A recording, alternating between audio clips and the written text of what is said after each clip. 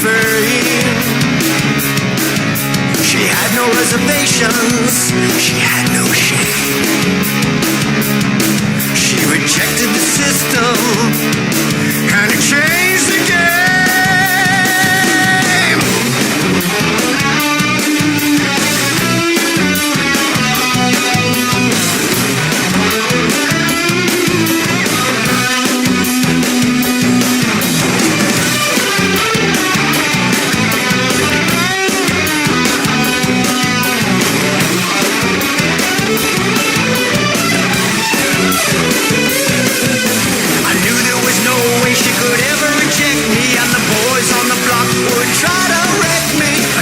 It all, but just one night with Bertie.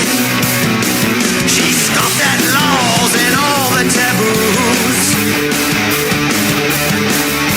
laying down with whoever she choose. Back on the block, no one is amused, but she's the one that they'd all pursue. That's right. No way she could ever reject me, and the boys on the block would try to wreck me. I chanced it all for just one night with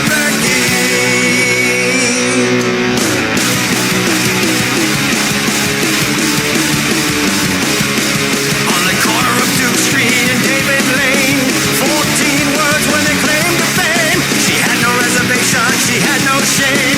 Rejected the system and it changed the game.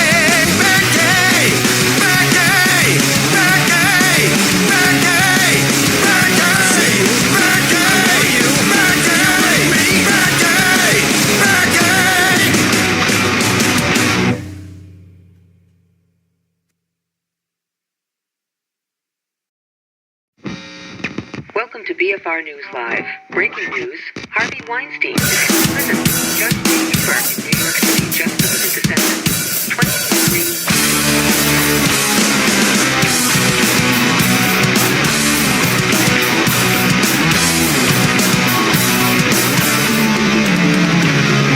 Cellulose figures on the screen, light defines these classic scenes.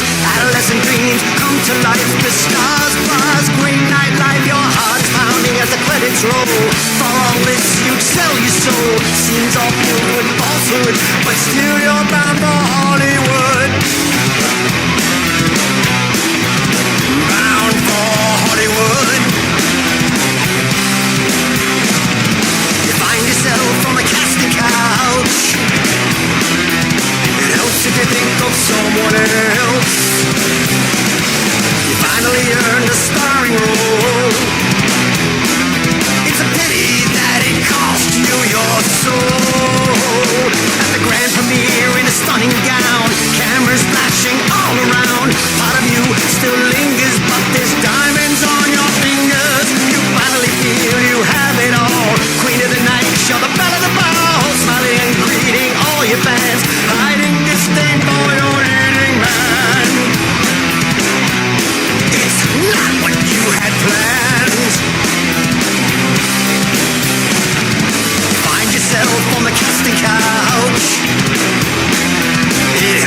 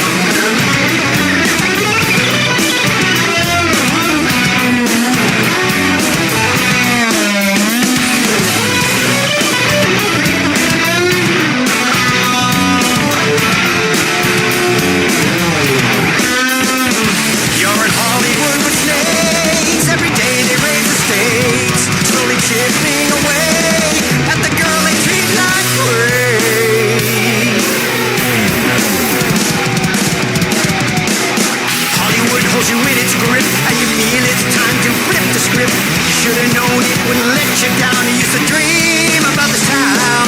Alone in the pines, you start to heal. Once again, you start to feel you left behind that life for good. You finally shaken off Hollywood. Goodbye, Hollywood. You find yourself on the casting couch. It helps if you think of someone else. You finally earn the starring role. It's a pity, girl, it cost you your soul.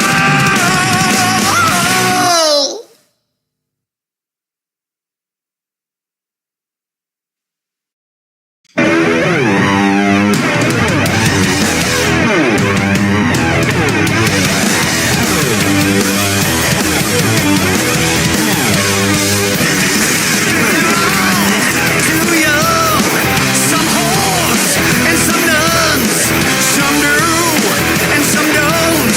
Well, most won't do, but won't. Victim, most every day. Victim of child's play. Victim of silly games. Victim, will it ever change?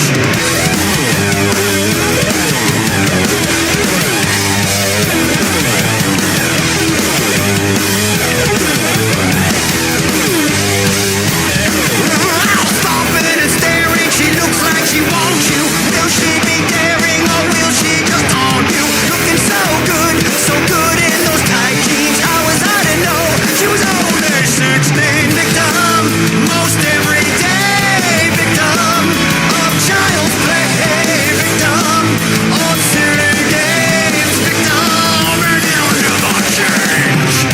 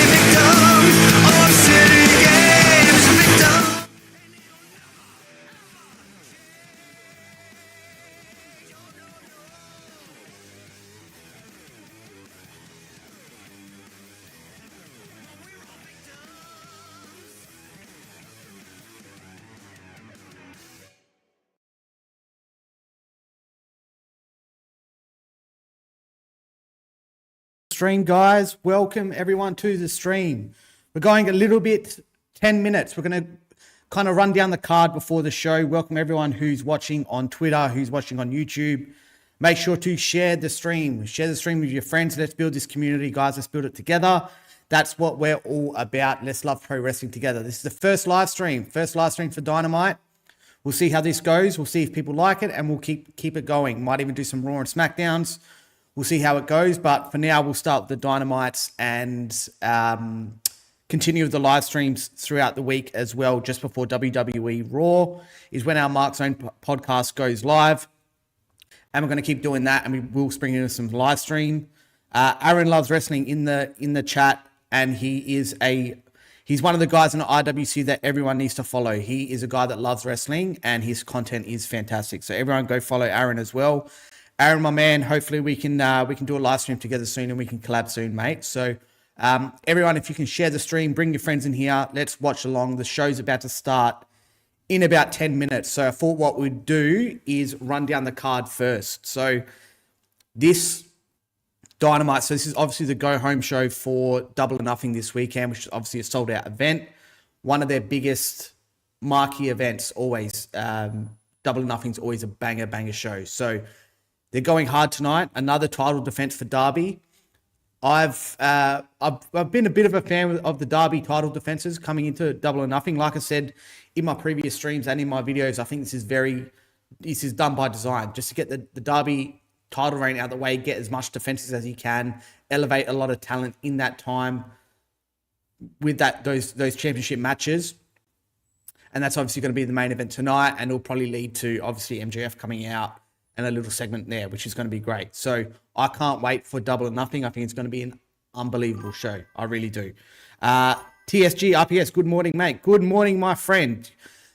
Thank you for the comment, mate. I see you a lot on my videos, so thank you for that. And I'm also going to be including this live stream in the running for the first 50 commenters for the $150 WWE shop or AEW voucher, guys. So if you comment away, bring your friends in here, get in the draw. The first 50 will go in the draw and someone will win that voucher. So TSG, I appreciate your support, mate. So show's about to start. Give me your thoughts. What are you most excited about tonight?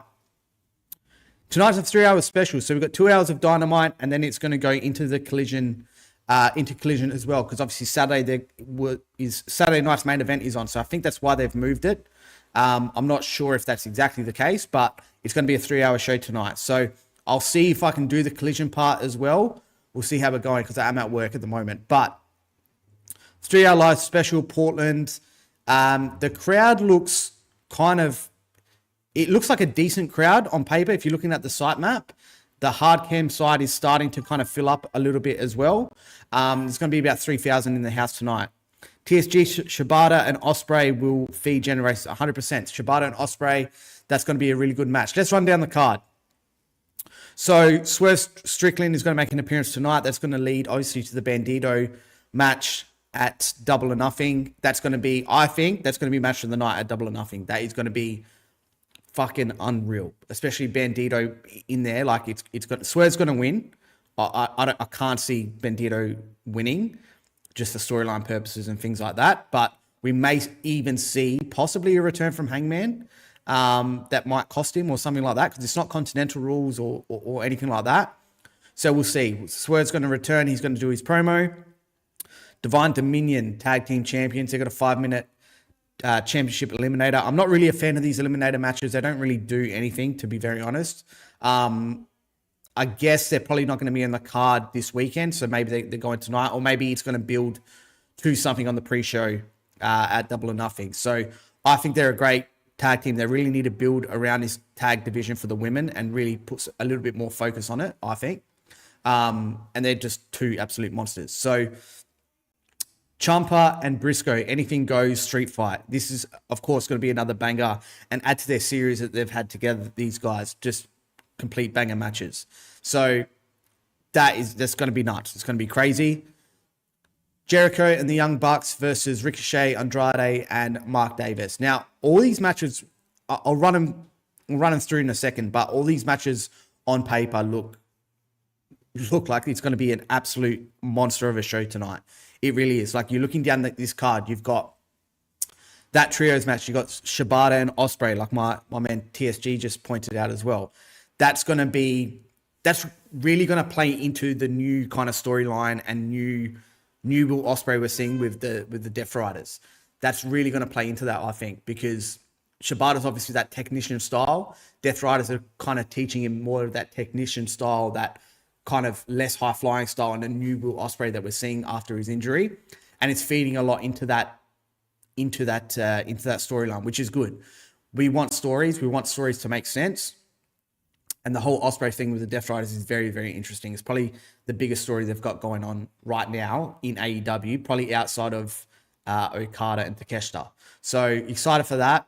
Obviously, Ospreay will get the win there, unless there's an interference or something. AEW World Tag Team Championships, the conglomeration versus FTR. Now, like, I'm not a fan of kind of defending belts really before the pay-per-view because obviously we know the outcome. So that's my one gripe with it. It's going to be a good match and whatever, but obviously it's going to lead to probably an interference with Cage and Cope or whatever it may be. So I don't think that, like, they can just have a match. It doesn't have to be for the tag titles because we know they're not going to win. So that's my one gripe with it. Jarrod, my man, good evening, Mark. Just sent out your JWC Lunacy video to Tony Khan. Thank you for that. Really appreciate it. Because you mentioned about the lack of structure on their show and storytelling, I just hope you watched it. 100%, mate. Jarrod, my man, thank you for that. Really appreciate and your support.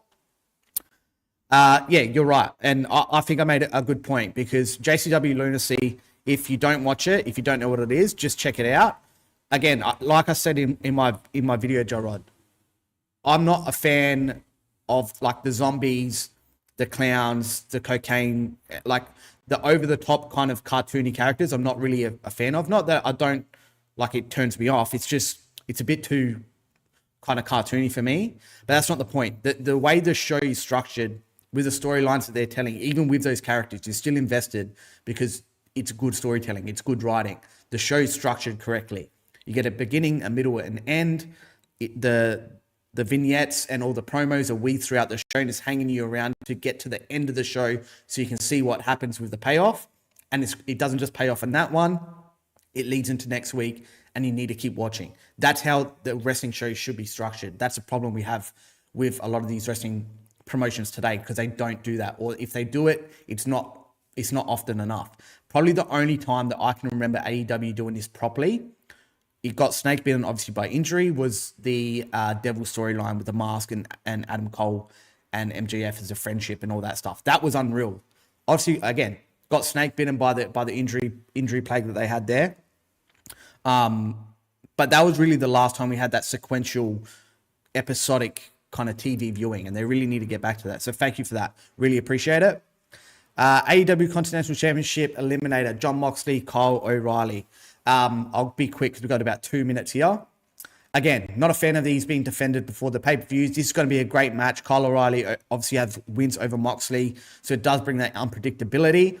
And I would like to see kind of Moxley move on for this championship as well and give him another layer to his character. I think that's going to pay off with the Will Ospreay segments as well. So we'll into that. An 8-woman tag, Thunder Rosa, Brawling Birds, Mina Shirakawa versus Athena and the Death Triangle. Again, a pretty random pairing, a random match. I get this is like the women that are involved in the Owen tournament as well. So I guess it kind of makes sense. But again, going to be a great match, and the World Championship with Bayley and Darby Allin. Now, again, this is going to be an unreal match. With these two in there, you can't have a bad match. So it's going to be unreal. But we'll see how this all pans out, how it leads into Double or Nothing, and I think this is going to be one of, if not the best go-home show that they've ever done, because it's absolutely fucking stacked. So it's about to start. We've got it on now. So I'm going to be turning it on. Watch along with me, guys. And again, I think this is going to be probably one of the best go-home shows that we've really ever had for AEW. So let me know what you're most excited about in the comments. The AEW stream is about to start now. I'm watching on myaew.com. That's how we watch it here in Australia. So let me know where you're watching from, guys. Share it with your friends. Get the comments in, and let's watch this together. And let's talk about what we like, what we don't like on the show going forward as well. What's your thought about the Women's Continental Classic Tournament? Jarrod? The Continental Classic Tournament, I really like in general, like the actual show itself, not the show, the tournament itself. But I just think there's too many random women in there. You've got 3 women. Persephone's on a 2-way contract, so she's more CMLL. We barely ever see her on AEW. We see her on Ring of Honor, but not many people watch Ring of Honor. And then you've got 2 women from Stardom. Now, I get it that they're trying to put these women front and center before, because we've got Forbidden Door coming up. So it would be good to get introduced there. Dynamite's just started. But yeah, I think they should put a little bit more focus on women like Anna Jay, like the women that are actually on the AEW roster that deserve a spot here. So we've just started, guys. So crowd looks good. Crowd looks good.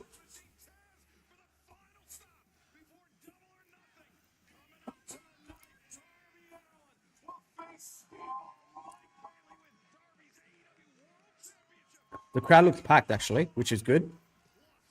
The crowd feel brings such a, like when there's a dead crowd, it just kills the whole show, doesn't it? Even with Raw a couple of weeks ago when they were in Nashville, I think it was, like the crowd was just completely dead and just takes away from the show. When you have a bang, like a really hot crowd, really, really adds to the show. Really does.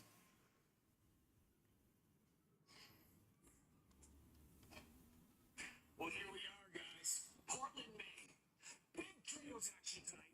And in a couple of days, a Double or Nothing, the largest stadium stampede match in history. 7 versus 7. And speaking of history, I mean, Chris, you agree, we've all made history. When we first started this company, you were right there with us. Considered you another one of the founding fathers. But you know what? In the early days, I gotta remind you, the inner circle, they made the elite's lives a living hell. Don't forget. Yeah, but we killed in the first ever seen Stampede match. Do you remember that? Promo to open up the show. Maybe they are listening, Jarrod. Maybe they are. Okay, listen, I'm sorry, but I've been meaning to apologize to you. I'm sorry I beat your dad's ass. I totally deserve that. But besides that, tonight, for the first time ever, it's Jericho and the Young Bucks as a team.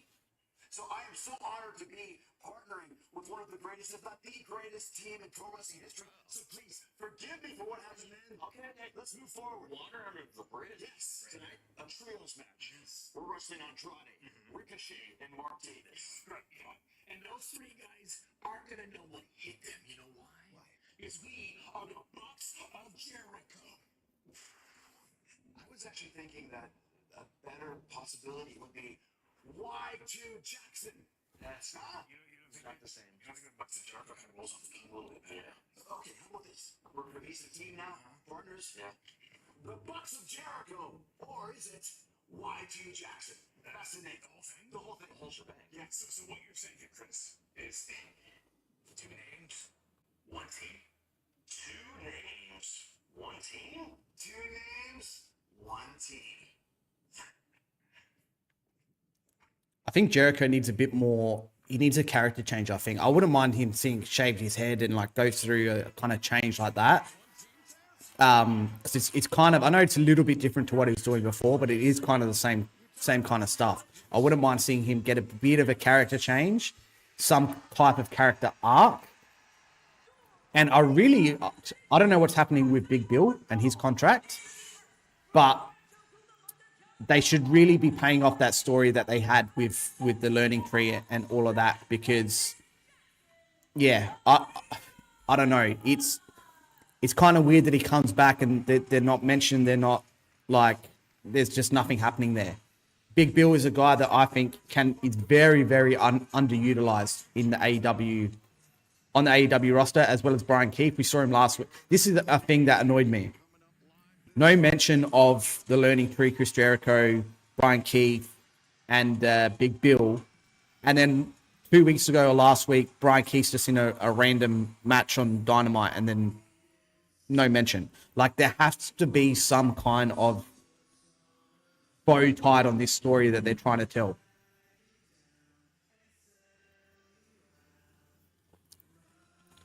I think the Judas has run its course too. No one really...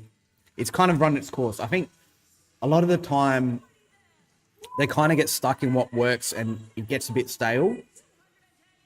It happens a lot in the WWE as well. I think Jericho needs something really, really fresh and really, really new. Lose the sparkles in the pants and all that stuff. It's just, I don't know. I think he needs something different. What do you guys think?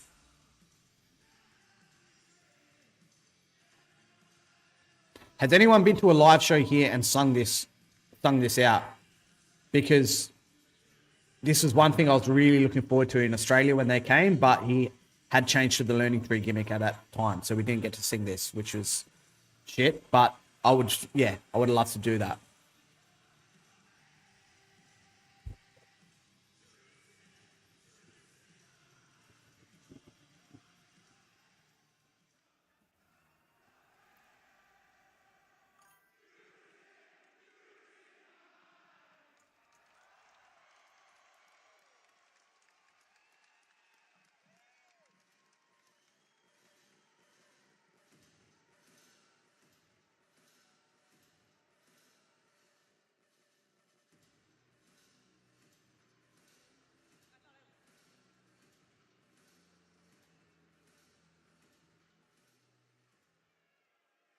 I don't know why this chat box is not working on my screen here, but anyway. Adam Walker, would you rather them sing Fall in Line, Fozzie's latest song, to get over 1 million on YouTube? I don't really listen to Fozzie, to be honest. When Judas came about, I did kind of dabble in it and have a look. Some of their music's actually not too bad, but no, I haven't actually heard that, Adam. Look at Andrade, man. This guy's just a star, isn't he? Like, look at this guy. The way he's built, the way he looks, the way he carries himself, like the mask, like he's just an absolute star. This guy he's obviously strapped up with the IWGP Global Championship, but I think AEW really need to push him into that scene a lot more. And I would love to see him with a title run. I really, really would. I think he's an absolute star. Adam, to be honest, I think Fozzie only has 5 songs over 1 million on YouTube. Enemy, Judas, Nowhere to Run, Sane, and Fall in Line. Okay, I might check him out. I might check out a little bit more, to be honest, because, like I said, there was some of their music that I actually didn't mind. I think Nowhere to Run was one of them, to be honest. I can't remember the other one. But, yeah, some of their music's not too bad.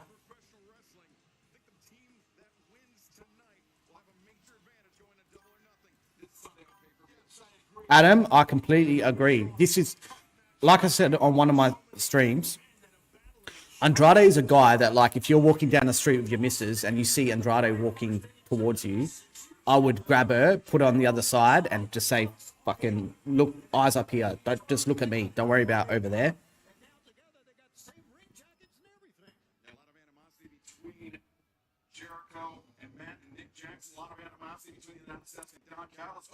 See it for yourself, my friend Don Callis. Welcome to the party game. Great to be here in Portland, Maine, wherever we are. It's fantastic. I love it. It's Portland. Thank you for being here. Thank you very much. The result will be the same. The Don Callis family will do it. Jericho, Ricochet to start things off.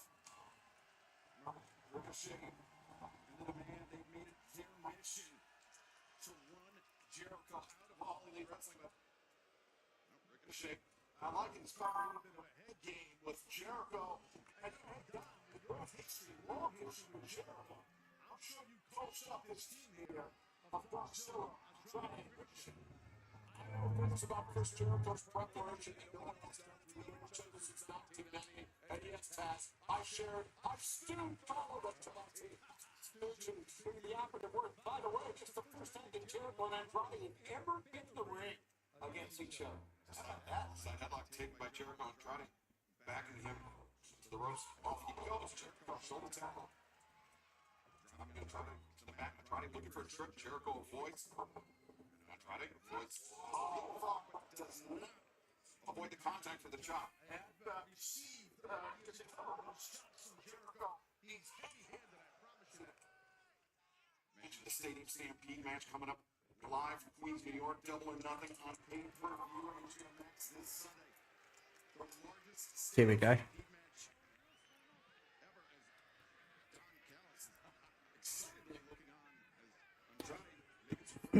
I don't mind this kind of little thing that Andrade does with the women and things. It just, I don't know, it just adds to his character and things like that. I can get a bit old, like it's getting a bit outdated now. I wouldn't mind them doing a spot where he goes to the women and it's like it's a plant for whoever he's wrestling, like it's Darby's missus or something like that, like, and she just slaps him one and then it leads to the finish, something like that. That'd be fun.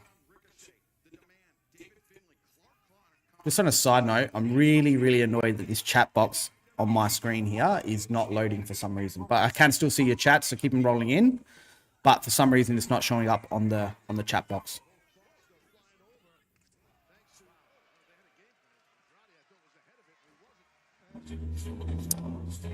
The Young Bucks are guys, like I love the Bucks. I really do love the Bucks. But especially with the tassels and everything like that like heel Young Bucks are so much better than face Young Bucks. I don't care what anyone says. Like even Omega, heel Young Bucks and Kenny Omega, like that elite run, like when Adam Cole first came in and Kenny Omega had the handlebar mustache and everything, like that is peak Omega, peak Bucks. Like they're just so much better as heels. What's everyone's take on Mick Foley appearing on the buy-in for Double or Nothing? Adam, I released a video on that yesterday, about 3-4 days ago now. I love it. not the Double or Nothing buy-in, like he's there and whatever. I think that he should be as an on-screen GM. I don't know if you watched TNA back in the day in kind of '06 to 2010, that era. I speak about this era a lot because I loved it. But when Mick came into the fold there as a GM, he was great. He did a lot of wrestling back then. He's not wrestling. He shouldn't be wrestling anymore. But in terms of a GM role, I think he's fucking great. I really do. And I think he'll add something really, really big to Dynamite television. Even if he's just on a Collision as a Collision GM or something like that. Like he'll add a lot to the product, 100%. And he's a guy that backstage during segments, during matches, during promos, things like that, a lot of people can learn off, including Tony. Tony can learn a lot from him. And Tony would have a lot of respect for him, which is why I brought him in the first place. But he would listen to him and his ideas and things like that. So I think he can be a great addition to AEW. I really, really do. Broke Bucks were the best version. Heels getting what they deserve. 100%. Broke Bucks, that was funny. Funny ads. I love that. I love that, Adam. I love that period. But they're like full-on heel period. Especially, again, with Kenny. Kenny as a heel is just so much better, man. TNA being shown on TWC in the UK and is what convinced Will Ospreay to change start wrestling. Oh, I didn't know that. But yeah, TNA back then, man, was... Again, I've released videos about this, but I will put TNA 2006 to 2010. I will put that era of wrestling up against any era of any company ever. Like, obviously, the Attitude Era stands out as the best period ever. Like, that's probably never going to get beaten. But other than that, like companies runs like AEW, like 2019 to 21, like even WWE, the Ruthless Aggression era, like 02 to 06 was really good too. Like the Bloodline era, you can put up a lot of eras, but that era in TNA was just unreal. It really was. And TNA lately have been uploading a lot of marathons, like 8-9 hour videos on YouTube that you can just go watch from 2007, 8, 9, 10. It's just great. So I would do that. Jericho still doing the big high spots. I love it. The thing about Jericho, man, like he hasn't really slowed down much. So it's kind of like, oh, does he step, like, if you're from his perspective, it's kind of like, why would I step away? Because I'm still serviceable in the ring. Like I can still do what I can always do. Like he hasn't slowed down in that regard. But I think he's just, again, character-wise, I would like to see something really different from him.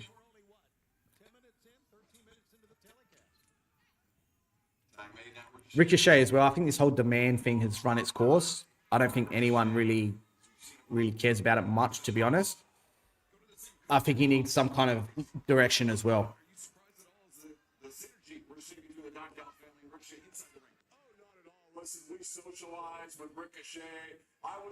What does everyone think about Don Callis? I think he's probably one of the best heel managers of like our generation. I love Don Callis. I really do.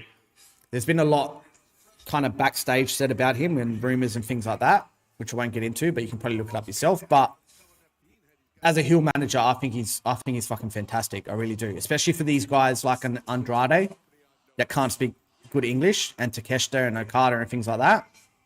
I think he's unreal. I agree with you, Adam. Hopefully Double or Nothing is when they lower the curtain on all this. Yeah, look, again, tonight I think is going to be like an all-timer go-home show. Hopefully they shoot a lot of angles tonight as well, and on Collision.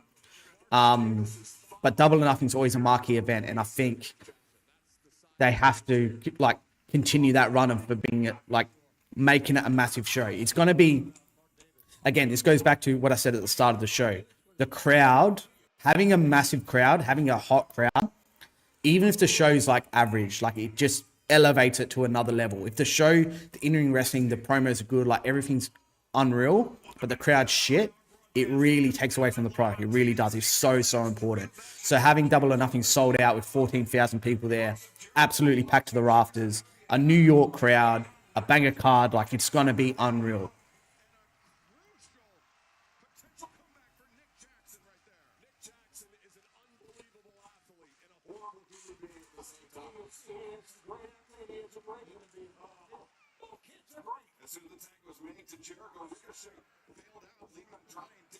try. Now try. Taken down repeatedly by Jericho. Bypass. Jericho over the top rope, but Jericho is going to go up top again.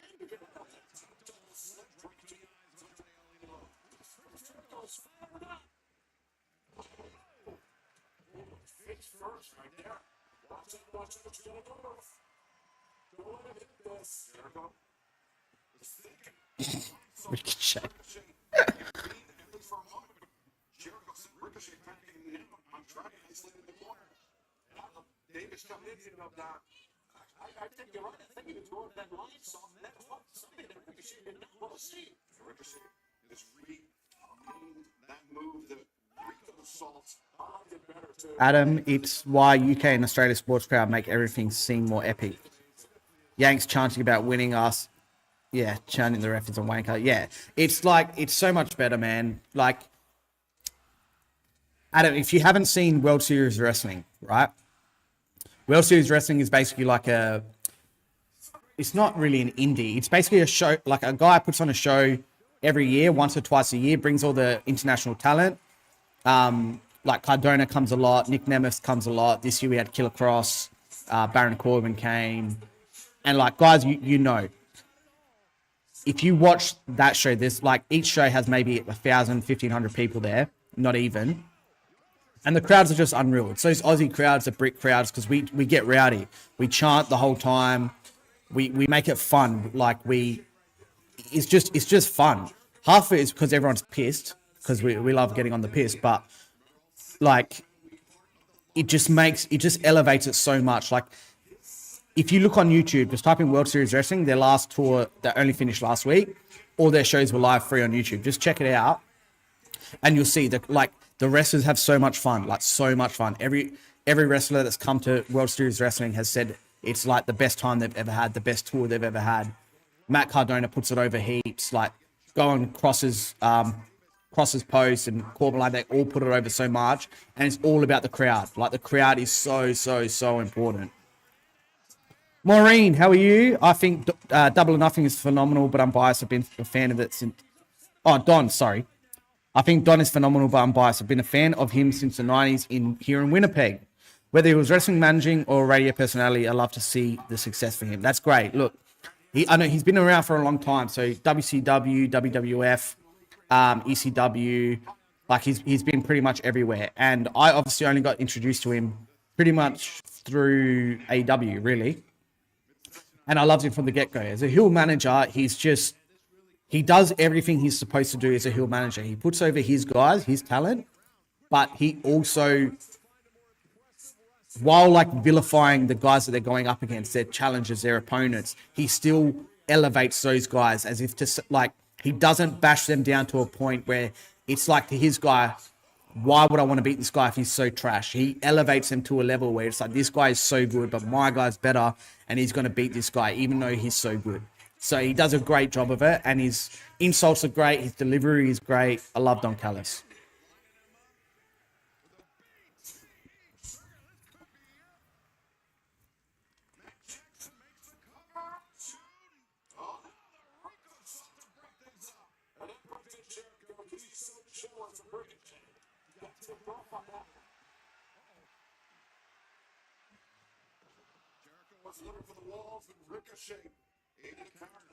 Also, guys, so this is the first live stream I'm doing for Dynamite. It's my first like watch along live stream. I mean, one thing I'm not going to be doing is going to be doing this fake reaction bullshit that these reactors do. I can't stand that. It's just going to be chatting with the community, talking about what we like about the show, what we don't like. Get your comments in, but I'm not going to be doing that fake bullshit, because that's not me. The crowd looks banger tonight. It looks packed. Hardcore side seems to be a fair few people there too.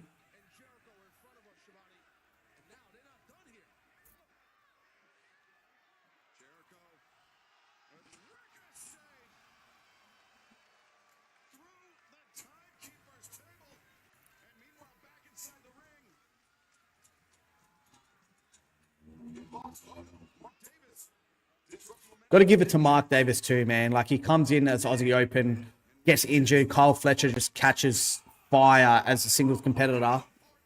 Davis is kind of left in limbo, gets injured himself here and there, comes back, gets a new tag partner. First match in, they get injured. Like, he's just had a terrible run, but he's made the most of it. He really has.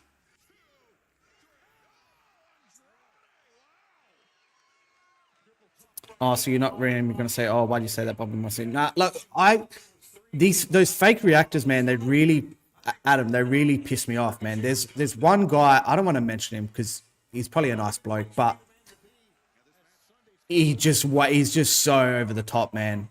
Like, Roman Reigns comes out and he, like, gets out of his chair, screams, knocks things down, like, oh my God. Like, just relax, man. It's not just, come on.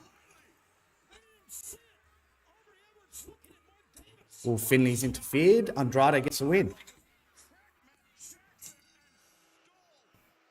I like that.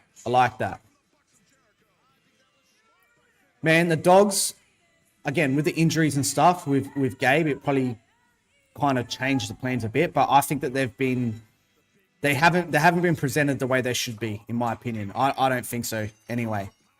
Like, they come in, they lost straight away. They had like a 1-day title reign or whatever it was. Like, it's just, I don't know. I think they need a bit more. And I actually don't mind David Finlay. I think he's good. And Clark Connors too. It's got oranges? Onions. The fuck? Why has it got onions? What the fuck was that?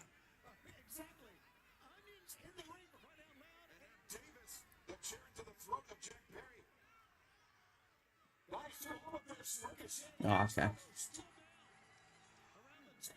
Look, I think the Stadium Stampede, Anarchy in the Arena, that's one thing that I think everyone looks forward to. This pairing, not that it's going to be bad or whatever, it's still going to be really good, but it's just so random, man. Like, this pairing, like, both these teams are just so thrown together. It's just very fucking random.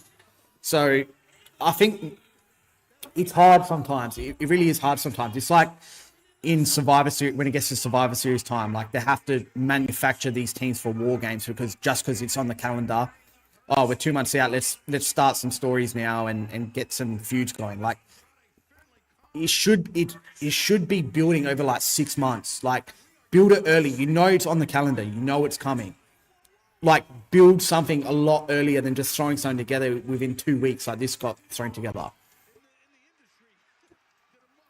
Adam, to be honest, isn't that just use of indoctrination from Michael Cole yelling, could it be? It's a big dog, it's a big buster. Look, that's part of it, but I think some of these guys they put it on too much just because, I don't know. I honestly don't know. It's very cringe.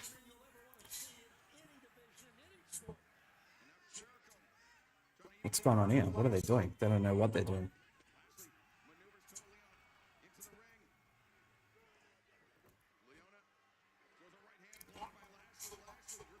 Toa and Bobby here have had, you can tell they're just not on the same page there. They were miscommunicating that whole time. They didn't know where they were going. JD from MY and Pro Wrestling Blitz are the only two YouTubers I can't stand. Fuck them. Jarrod, who's the other guy? Pro Wrestling Bits. I don't know Pro Wrestling Bits. JD is a guy that, like, online, he's blocked me. He's blocked me twice because I had a previous Twitter account, like, same name or whatever. For some reason, I got deleted, so I had to make my new one. But he blocked me. I never abused him or anything. I literally just disagree with him, and he blocked me. He's that type of guy, and he abuses people. And he's not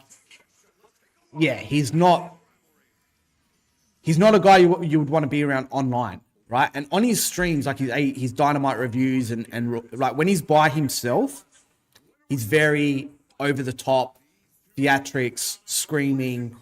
It's more of an act that he does, right? And he abuses people. Even his chat, someone disagrees with him and he just scolds them.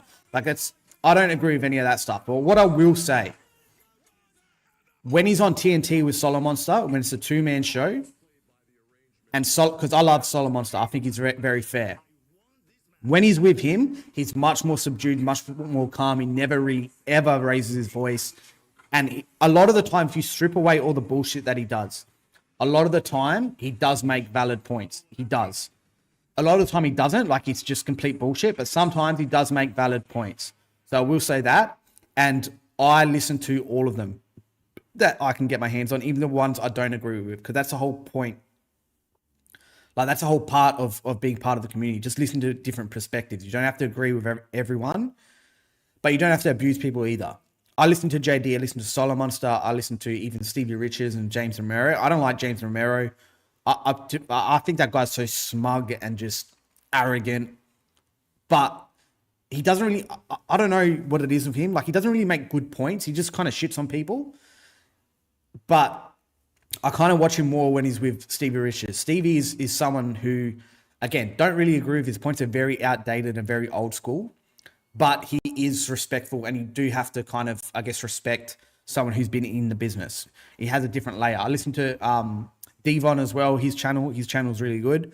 And then like sprinkle in the other guys that kind of dabble in the wrestling kind of game, like Ariel Helwani and things like that. But yeah, I try and listen to as much as I can. But what I will say, Joe Rod, if you do watch TNT with Solo Monster, you'll see a completely different guy. JD, he's not this, like he's literally, if you never watch his streams or you never saw him on Twitter, you just watch that show, you wouldn't think twice. Like it's actually quite weird how he's such a different person. First match is done. They're obviously, I actually like the way that happened because they're trying to build some heat for that Stadium Stampede match, which is good. So again, they shouldn't have thrown this together at the last minute. That's a problem I have with them a lot. Again, you know this is like you know it's on the calendar. You know this is where you're heading. So what? Like, let's build some stories more. Let's build some stories around it for 3, 4, 5, 6 months. Like, yeah, I don't know. It's a bit baffling to me that they just throw shit together at the last minute. Like, I don't really get it, to be honest.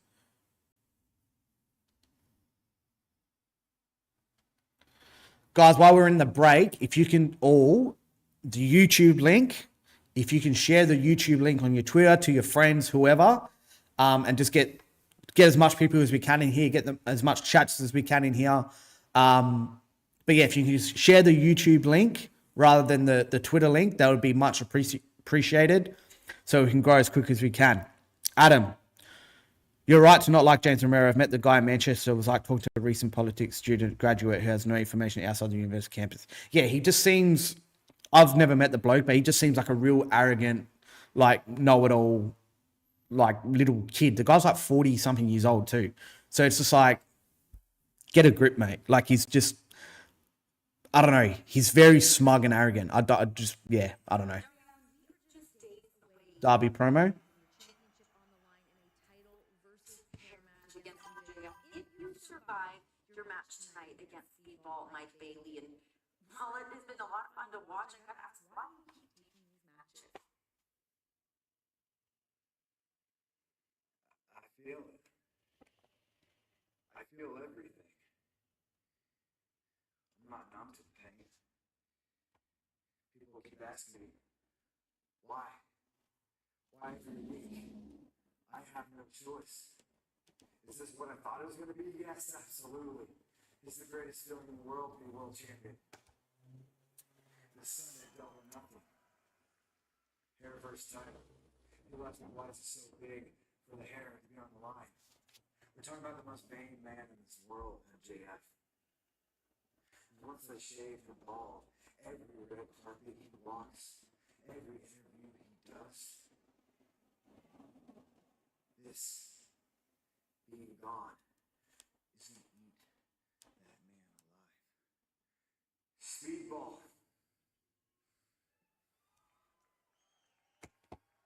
I'm going to do anything it takes to continue to hold on to this. I want you to do the same. Whatever happens out there tonight, just want you to know, I'm going to do whatever it takes. I feel like Darby's going to do something crazy. I really do. Jaro, I'd love to see a women's Anarchy in the Arena or a Trial of 7 match. I got that from a Night of 7 in the Kingdoms. Yeah, women's C2 would be amazing. Here's hoping we get it this year. 100%. Like, a women's Anarchy in the Arena, like, if you're looking at, they've definitely got the people there now. Like, you've got Sisters of Sin, you've got Tekla as well, like those kind of darker characters that they can put on that side. And then you've got the kind of the homegrown talents that love that, like Anna Jay, Ty Mello, like they've just reunited. You've got Chris Statlander, you've got the Brawling Babes. Like they've got the teams, like pretty much all the women in that Owens tournament, they can chuck in there 100%. And I think we're starting to get to that point where the women are getting a little bit more prominent with the tag division now too. I don't think it's going to be too far away. The Continental Classic as well for the women too. But then it's like Continental Classic for the women. The men get a Continental belt. Like, are the women going to get introduced another belt as well? Because they don't really need it. The division's not big enough for that. So, yeah, I guess that's a point for the C2. But because they've got the Owen too for the women. So, yeah. Can you guys hear the Dynamite stream enough? I've got it very low so I don't get copyright stricken, but just want to know if you guys can hear it at all. And did everyone watch MJF's interviews recently? The one with Ariel Helwani, and he did one with Shams Wrestling as well this morning. Okay, this is going to be nuts. Ciampa and Briscoe. Chris Gamma, this is a first-time commentator. You're going into the draw, mate, for the $150 voucher for the WWE shop. First 50 commenters. Do you watch WWE? Absolutely, I do. I watch it all, mate. This is the first live stream I've done, watch along. But I watch all WWE, AEW, even TNA when I can, Ring of Honor when I can, MLW when I can. I watch it all. So, yeah, have a look on the channel for the content. And I go live every week before Monday Night Raw. The hour before Raw, I go live, and that's my my live show, The Mark Zone. So give it a follow, give it a watch. And thank you for the comment.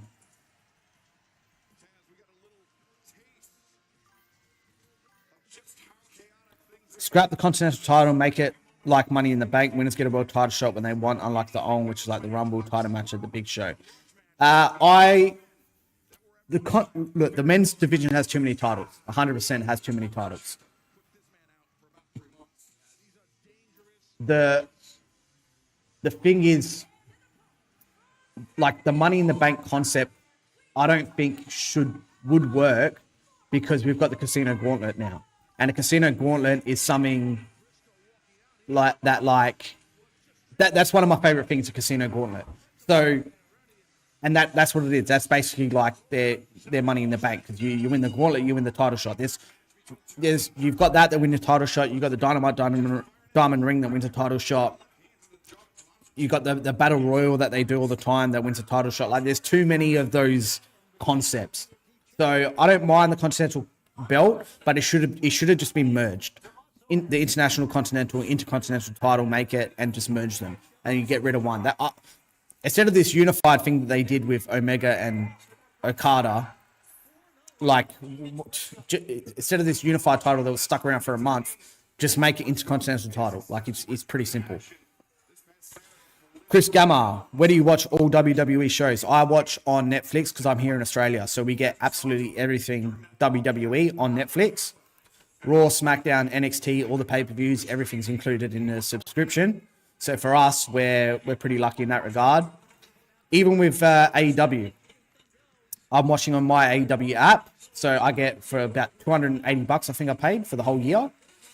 I get all the Dynamite, Collision, all the previous content, all the previous pay-per-views, Ring of Honor, all the pay-per-views going forward, all paid for. So it saves me about $300 a year that way. Mousetrap in the can. This is going to be pretty nuts here. So I don't mind the placing of it on the show either, to be honest.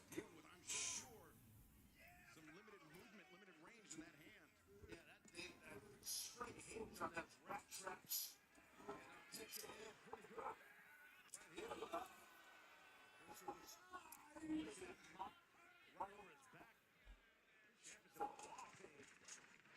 this is anything goes, no disqualifications, no countouts.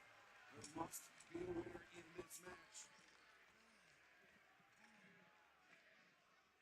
Let's go. Setting up that table. A lot of animosity and bitterness between these two men. At one point, very, very close friends.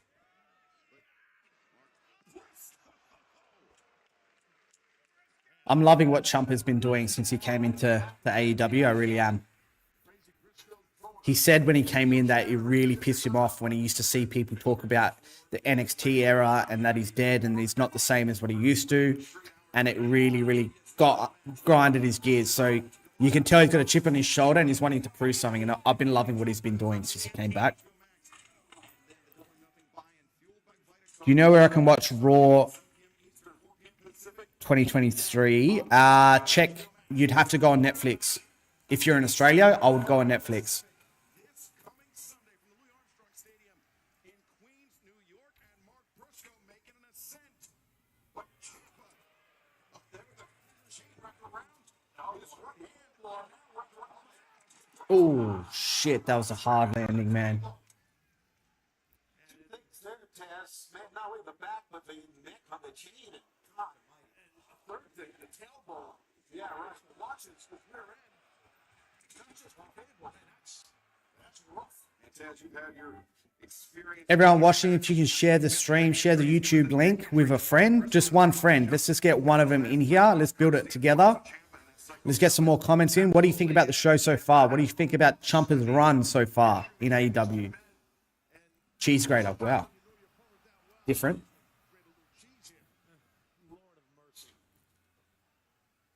This is not going to be pretty watch, fans. Adam, you're 100% right about Tommaso. Guys, a wrestler's wrestler. He's so much more suited. 100%. And I think this is like, oh, shit. Ooh. Fuck. See, this is the type of thing that a lot of people, they point at AEW and they, oh, it's too far, this and that. Like, fucking grow up, man. It's wrestling. It's men wrestling. Like, I love this type of shit. ECW was what it was because of this type of shit. Like, it's different. You're never, ever going to see this type of shit on WWE TV. That's the thing. Like, it's, whether you like it or not, you can't deny that it's a different viewing experience. And for a guy like Tommaso, Adam, like you said, 100% suits him. He's a wrestler. Like, this is the type of shit that, like, gets him out of bed. Not gingerbread man. And I think there's going to be a lot of guys. I think there's going to be a lot of guys that are in the WWE right now that get released and things like that. If they do come over, that they're just going to be like, they're just going to relish the opportunity and the creative freedom too. If Mark Briscoe gets turned off this ladder onto that shoulder again, yeah, he will go right down on the injured list. Oh, they might cheat on him. Ciampa might use that ladder. Ooh. That's a weapon to just drive it into the skull. Oh, Briscoe, that's what I would do. Like right now, I would drive it into his bodies in the corner, bud. How good's Taz on commentary too? I love Taz. What do you think? Think back to when Tommaso Ciampa challenged Darby Allin. He saw him hit that psycho driller off the middle turnbuckle. Ooh, fuck. Even if he thinks it's psycho driller off the top of that ladder, Taz, you might be right. That would be insane. And there's not much fight back at all in Briscoe. I like how Ciampa's going about his business here. Briscoe trying to wipe the blood from out of his eyes. That's the tough thing about it is you must help you like that because obviously you lose blood, you lose oxygen, but also your vision is full. But it's not just your vision. But the number one thing, man, you just don't know. Settle down there, Taz. Get his ass choked out.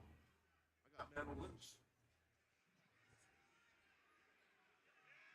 Ciampa. Oh, that's a chicken. Briscoe. He's a chicken farmer. Sauce is getting done well.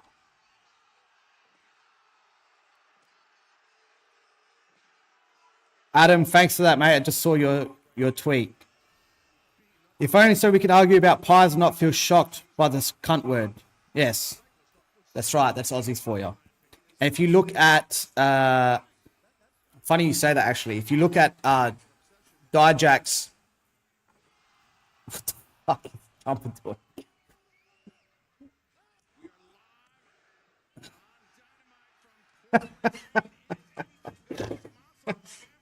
Ah, fucking hell. See, I love this shit. I love that. I love that stupid shit. Fucking hell, man. You get everything with AEW. You really do. Adam, sorry. Yeah, Donovan Dijak. He just came on the Australian tour, and that's actually one of his, in his posts, talking about how he loved the tour, and he ends with that, saying, I've never been called a wanker or a cunt so much. I love Briscoe.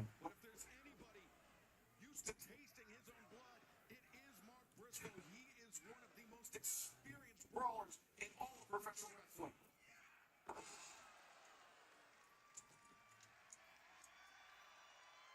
think that Briscoe worked that good machine, basically pissed him off.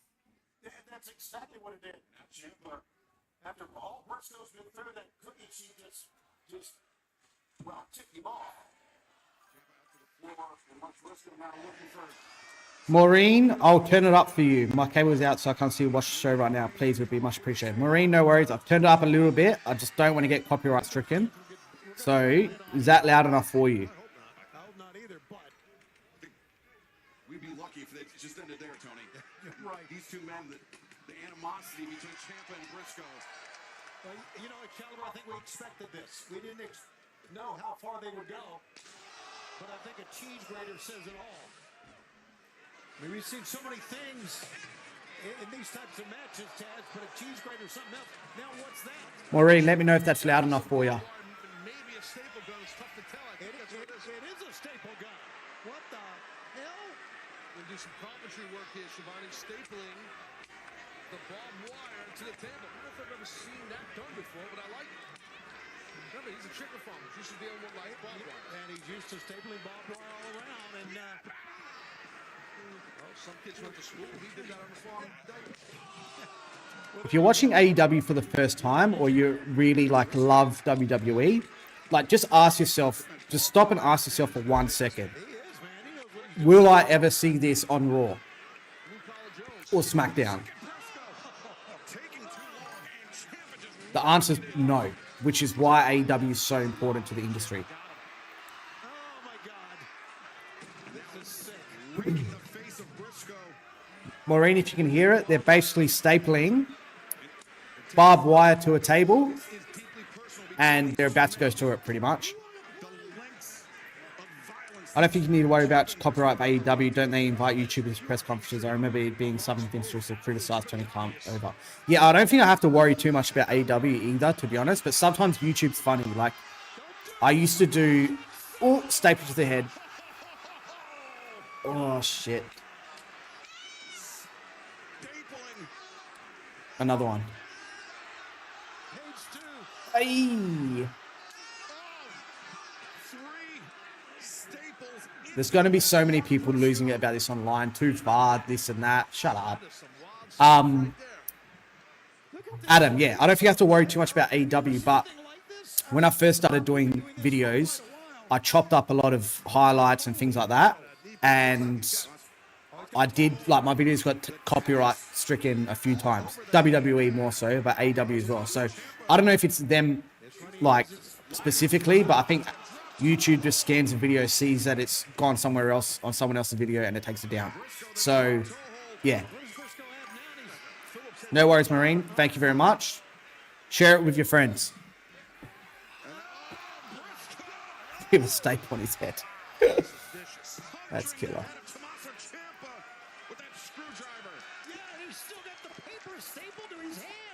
like he's got a cowboy hat on, but up the top. Right. Just the brim. What segment is that? Let's see. Yeah, we got blood everywhere here. Yeah, and I'll tell you, well, look, Briscoe, hey, look at this. Oh, Ciampa shakes himself out of it. Oh, wait. Oh. No, when we're talking about like structure of a wrestling show, Two men are just going. because these guys are just going absolutely fucking crazy, right? Would it be better off these guys kind of being maybe at the start of Collision than being on that top of that kind of top of that second hour going into the third hour to kind of breathe a little bit more life into the show as people get tired? Because I think it's maybe a little bit too early for the crazy shit, because then it's going to, like, the kind of matches that aren't going to have this crazy shit is going to kind of bring it down a level. Advertising Renee and Mick Foley. So obviously Mick Foley, Double or Nothing, we spoke about that before. I think it's going to be great if he comes in as a GM. Question for everyone watching, who's more ashamed, Darby Allin or Briscoe?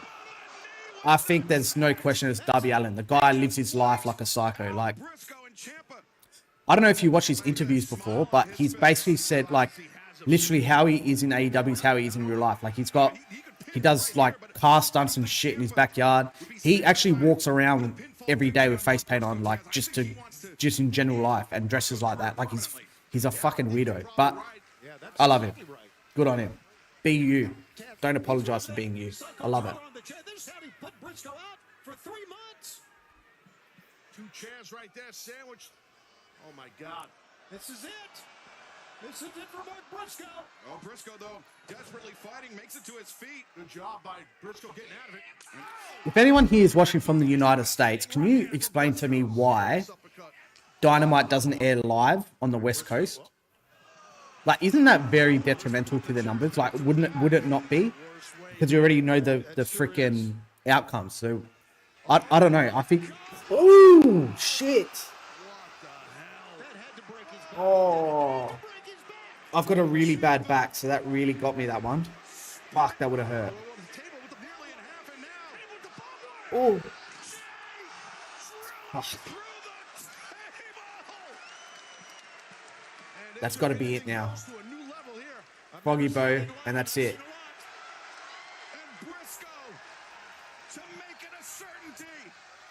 Has to. You can't kick out of this. Good. I'm happy they did that. They do too many false finish kickouts, and when it's 2 of your finishes, it's got to be done. They do too much of that, so I'm very happy that he got that they made that the finish. People are going to say Ciampa's losing too much, this and that. I can guarantee you this guy is relishing every second he's just had in there compared to the shit he was doing before. Swerve up next. Don't mind it. Bit of a breather heading into the break.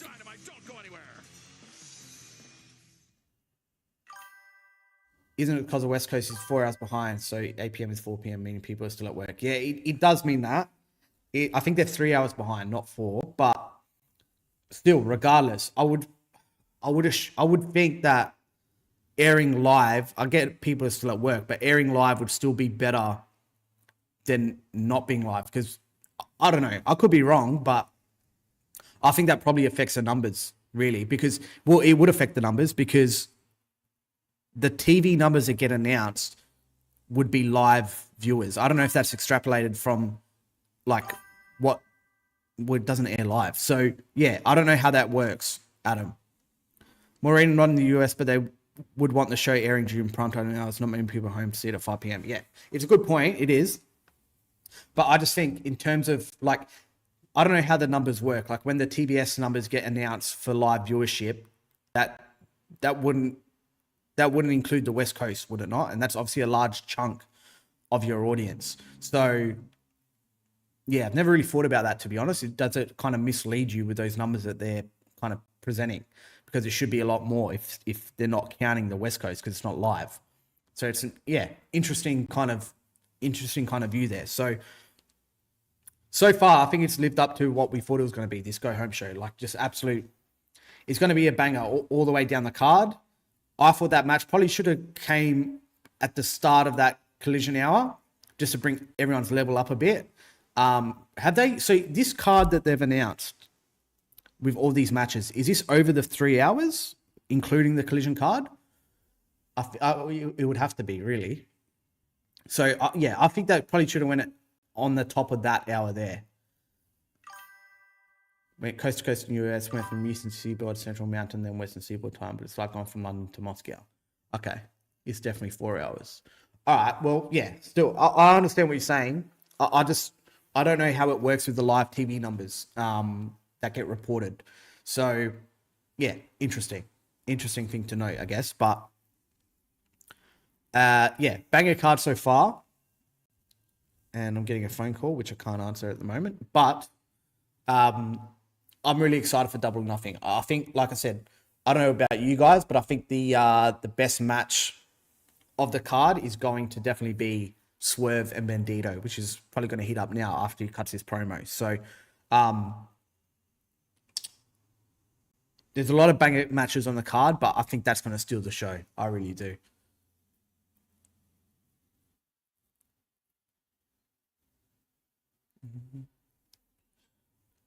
Drop a comment. Don't be scared. Let me know what you think of the show. Just any questions, really. Doesn't have to be AEW. Chuck them out. Ladies and gentlemen, this Here comes Swerve. Sunday in New York City at Double or Nothing, we open up the Owen Hart Foundation Tournament. And one of the great first-round matches will be the Ring of Honor World Champion Bandito against Swerve Strickland. Tony, I love Nana too. shut your mouth, all right? You're standing in that ring looking like an old substitute teacher trying to control a bunch of stupid fools. Get out of the ring. I got it from here, all right? Thank you. Thank you, old man.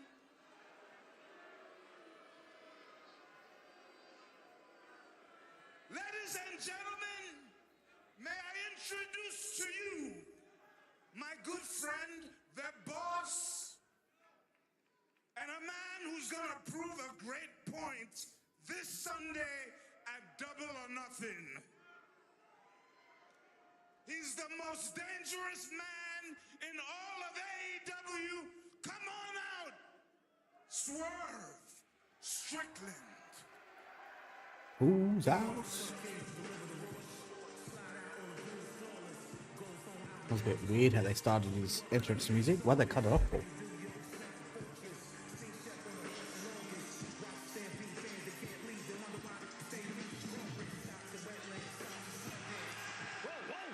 Ooh, Bandito's starting hot here.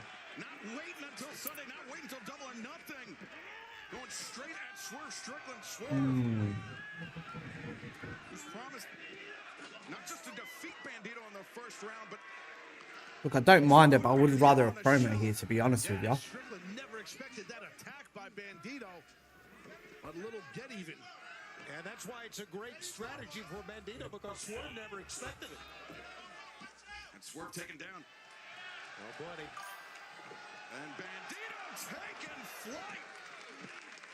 Yeah, no doubt, man. He's soaring through the air. Amazing athleticism. Oh, what first into the steel steps goes Swerve.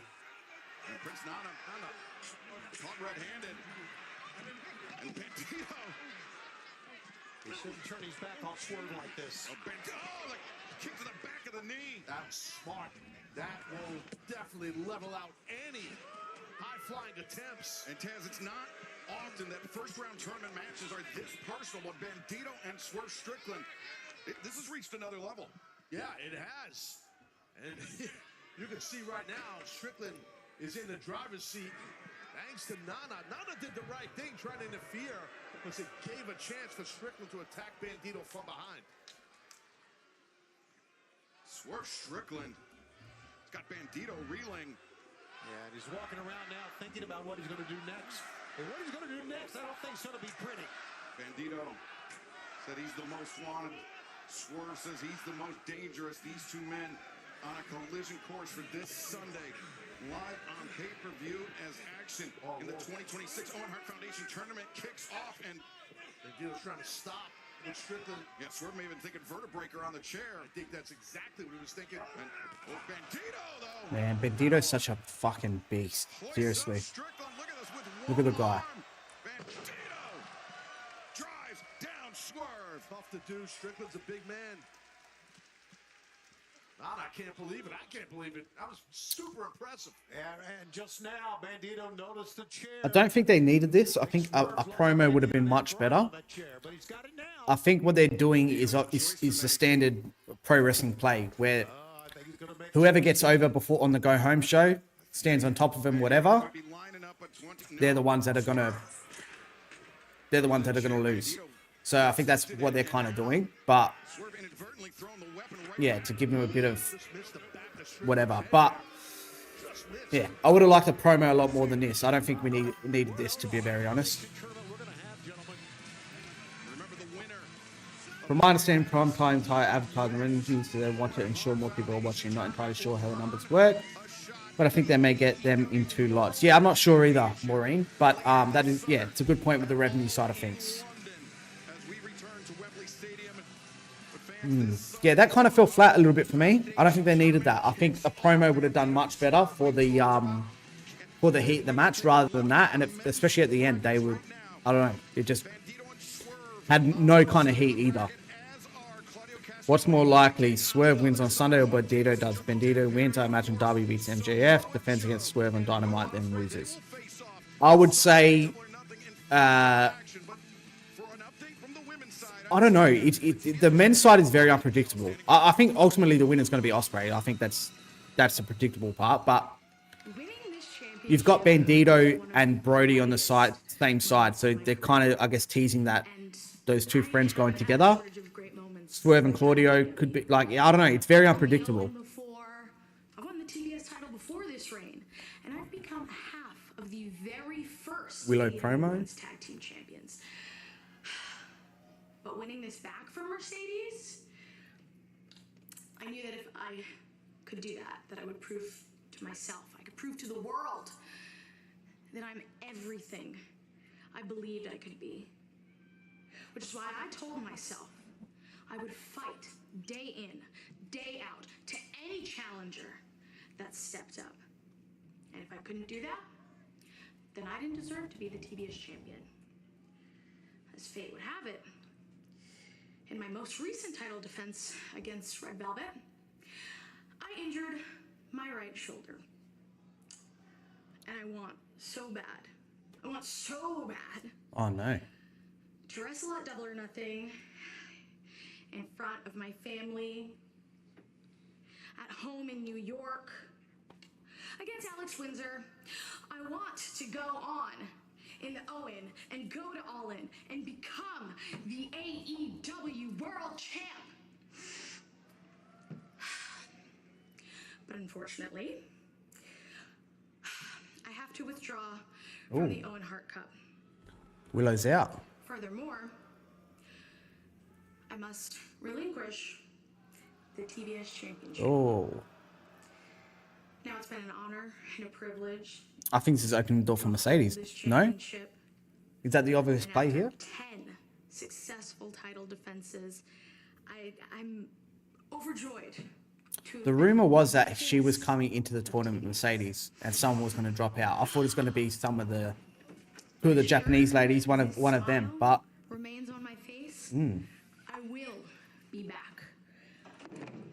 I don't know when, but I'll tell you this. I'm coming right back to the top. Adam, I think that's a play. So everyone, thank you.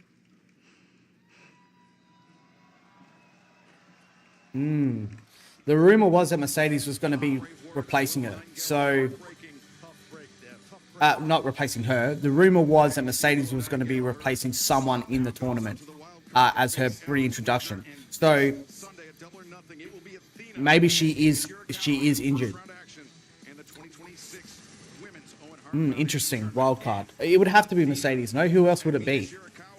When you're doing wild cards and you're teasing mystery opponents and all that type of shit, it has to be someone big. It can't be just like, it can't go in there and just Anna Jay, for example. Like, Anna Jay should be in there from the start, yes. Like, but when it's a surprise, people are going to be expecting more. So I think Mercedes is really the only play here. I really do. got to say just one thing on Willow. She's always a class act. Yes, she is. And that's a real tough break for that young lady, seriously. Yeah, that's heartbreaking. That's heartbreaking about the tournament and about the TBS Championship. I mean, This hour has flown by too. We've still got another hour left of Dynamite, another hour of Collision. Absolutely flown by. To this Continental Championship Eliminator match. Let's head to the ring in Arcadiora. The following contest at the one fall has a 20-minute time limit and is an AEW Continental Championship Eliminator match. Introducing first from Cincinnati, Ohio. Maki Ito, they did that the first one. She's in Stardom now. Maybe. I'm not saying 100% it's going to be Mercedes, but what I'm saying is, whenever you tease these mystery opponents or whatever, like replacements, has to be someone big. The rest is just going to fall flat. Like, no one's really going to care. Like, if Maki Ito comes in there, barely anyone knows who she is anyway. Like, it's just going to be like, whatever. Like, they may as well just, instead of teasing it on the match, like, we don't know who the opponent is coming into Double or Nothing, they should just announce it before. So there's no surprises. We already know who it is. If it's going to be anyone other than Mercedes. I love the Renee ringside things. I really do. I think that adds so much to the product. I love it. I really, really love it. John Moxley, we heard from him and the Death Riders this past Saturday at Collision. Ever-evolving Moxley feels like he is the best version of himself, the best version of the Continental Champion. And Kyle O'Reilly does not know what's waiting for him in this match. Well, that remains to be seen. We're going to find out in a few seconds here in this eliminator match. But, no, a guy taps you out not once but twice. That rents space in your head, and that's what Kyle did to Mox, as we heard Renee just say. It's a shame it's not been 90 days so we could believe it'll be Kairi Sane. Yeah, that's true. Unless, I don't know if she is, maybe she doesn't have a 90-day clause in her thing. Maybe. Because maybe her contract just expired. No one's really outright came out and said that she's on a 90-day clause. I mean, I heard that for the New Day and the Machine Guns and things. Like, I heard that for them. But I didn't specifically hear that for Kairi Sane. I could be wrong. But what I will say, the 90 days coming up is really, is that leading into, well, definitely All In. It'll be 9 days to be up by then. So I think All In this year is going to have a lot of surprises. I think Double or Nothing is going to have a lot of surprises too. I reckon Hangman's probably going to return.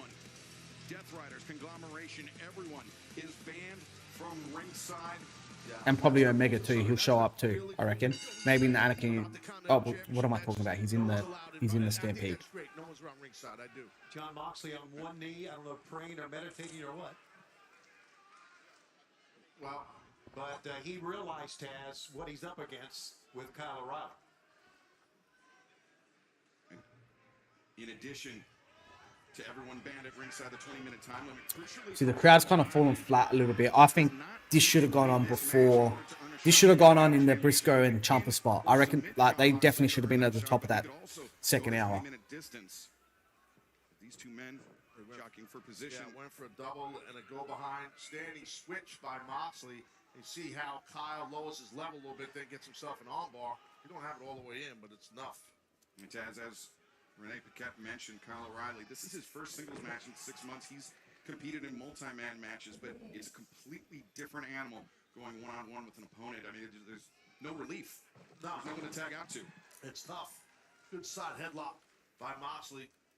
You see right there how Kyle is trying to push off the head.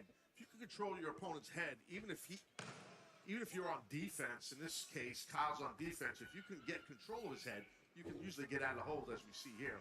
See what I mean? This is the type of match, the type of pacing that's just going to suck it out of the crowd, especially after what they've just seen. So I think this is placed wrong. Moxley wants to challenge and test his mat game with a guy like Kyle, who's great on the mat, and John's great on the mat too. So it doesn't surprise me, Tony, but I know what you're saying. You thought maybe Mox would come out swinging and try to get violent.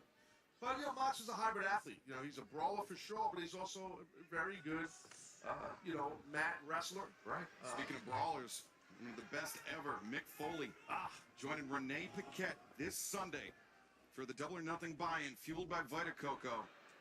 Live at 7 Eastern, 4 p.m. Pacific, ahead of Double or Nothing on pay-per-view, and still to come tonight, part of this massive 3-hour broadcast. The final stop before Double or Nothing, Will Ospreay, Katsuyori Shibata of the Ops, one-on-one tonight, and then this Sunday at Double or Nothing, Ospreay and the leader of the Ops, Samoa Joe, face off in a first-round match in the 2026 Men's Owen Hart Foundation Tournament. The winner of that match will go on to face the winner of Mark Davis, AEW National Champion, and Jungle Jack Perry. Ospreay and Joe, it's going to be a banger too. Double or Nothing card is unreal. It really is. All in ticket sales. This is something I spoke about last week too. Tickets went on sale too late.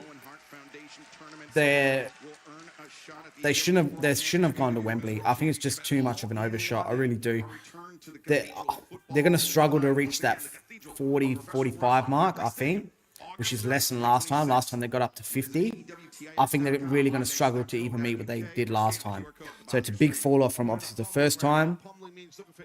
I think it would have been much better aesthetically, and like it just would have been much better all round for them to go to a smaller stadium with a roof, 25, 30,000 somewhere in England, then head back to Wembley. I think it's just too much of an overshot at the moment.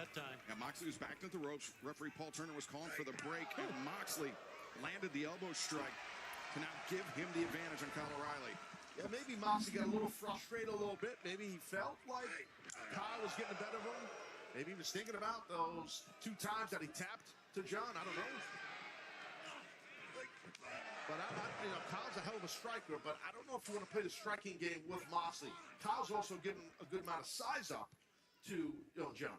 Crowd looks really good tonight too. I agree that John's the better of the 2 strikers, and I think that I would say, according to WrestleTix, there's about 3,000 they've got in there in the house at the moment.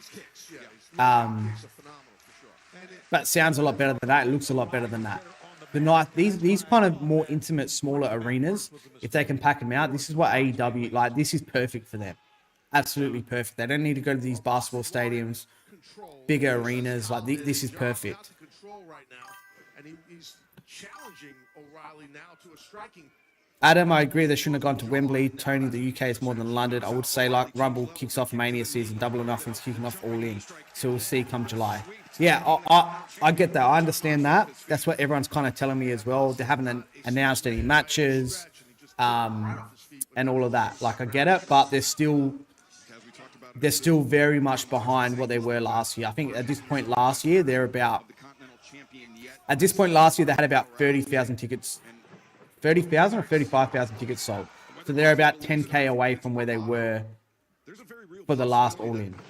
Not the All In Texas. I mean the last All In they came to Wembley. So that's what I mean. They're going to struggle to get to that kind of 40K mark, which is half-filled arena. And it's like I said in one of my videos and my stream.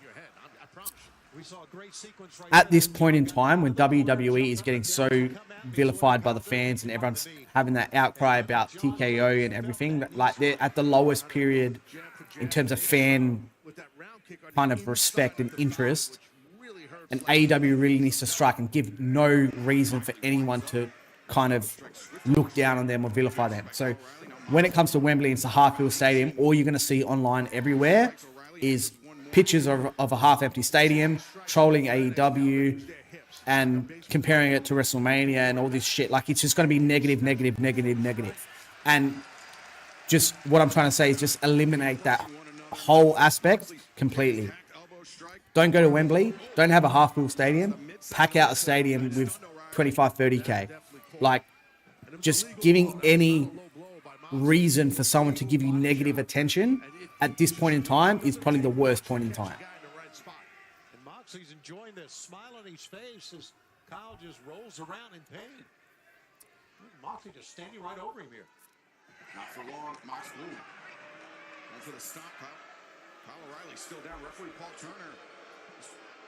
Taz, it's unpopular, but that's what the referee is there for. I mean, not just to count the pinfalls. Snowcloud Quicksilver, good evening. Good evening to you. First commenter for you. You are also going into the draw.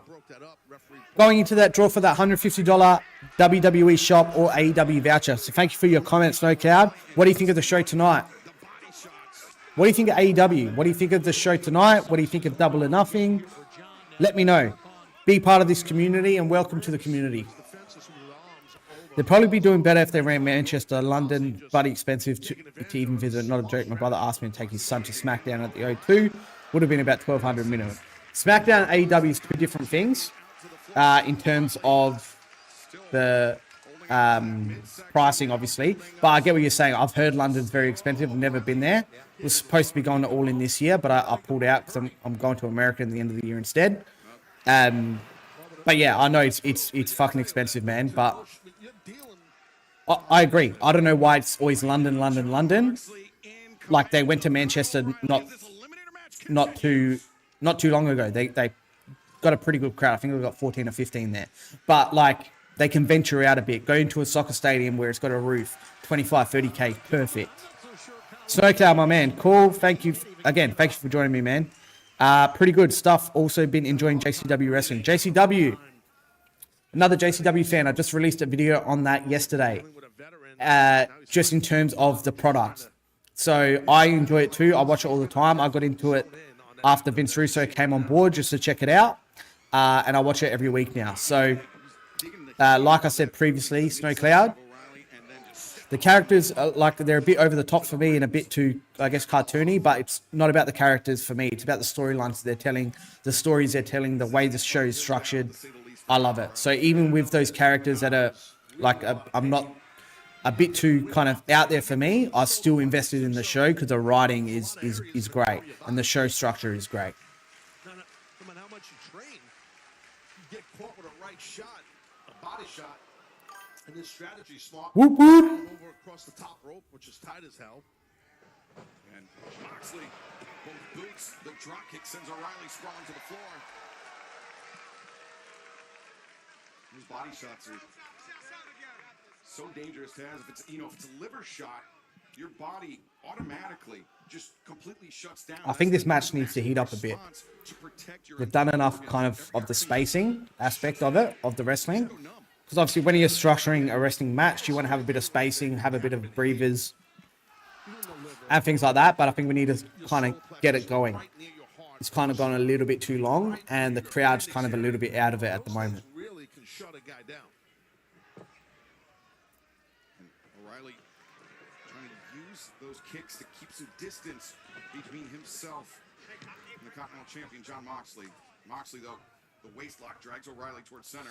Just on another note, guys, the guys that watch me on the other streams and things like that, I've fixed my audio issues finally. So you're not going to have any issues there, which is good. I finally figured it out. And camera work as well is going to get a little bit better because I'm getting a better camera. So production's going to increase, guys.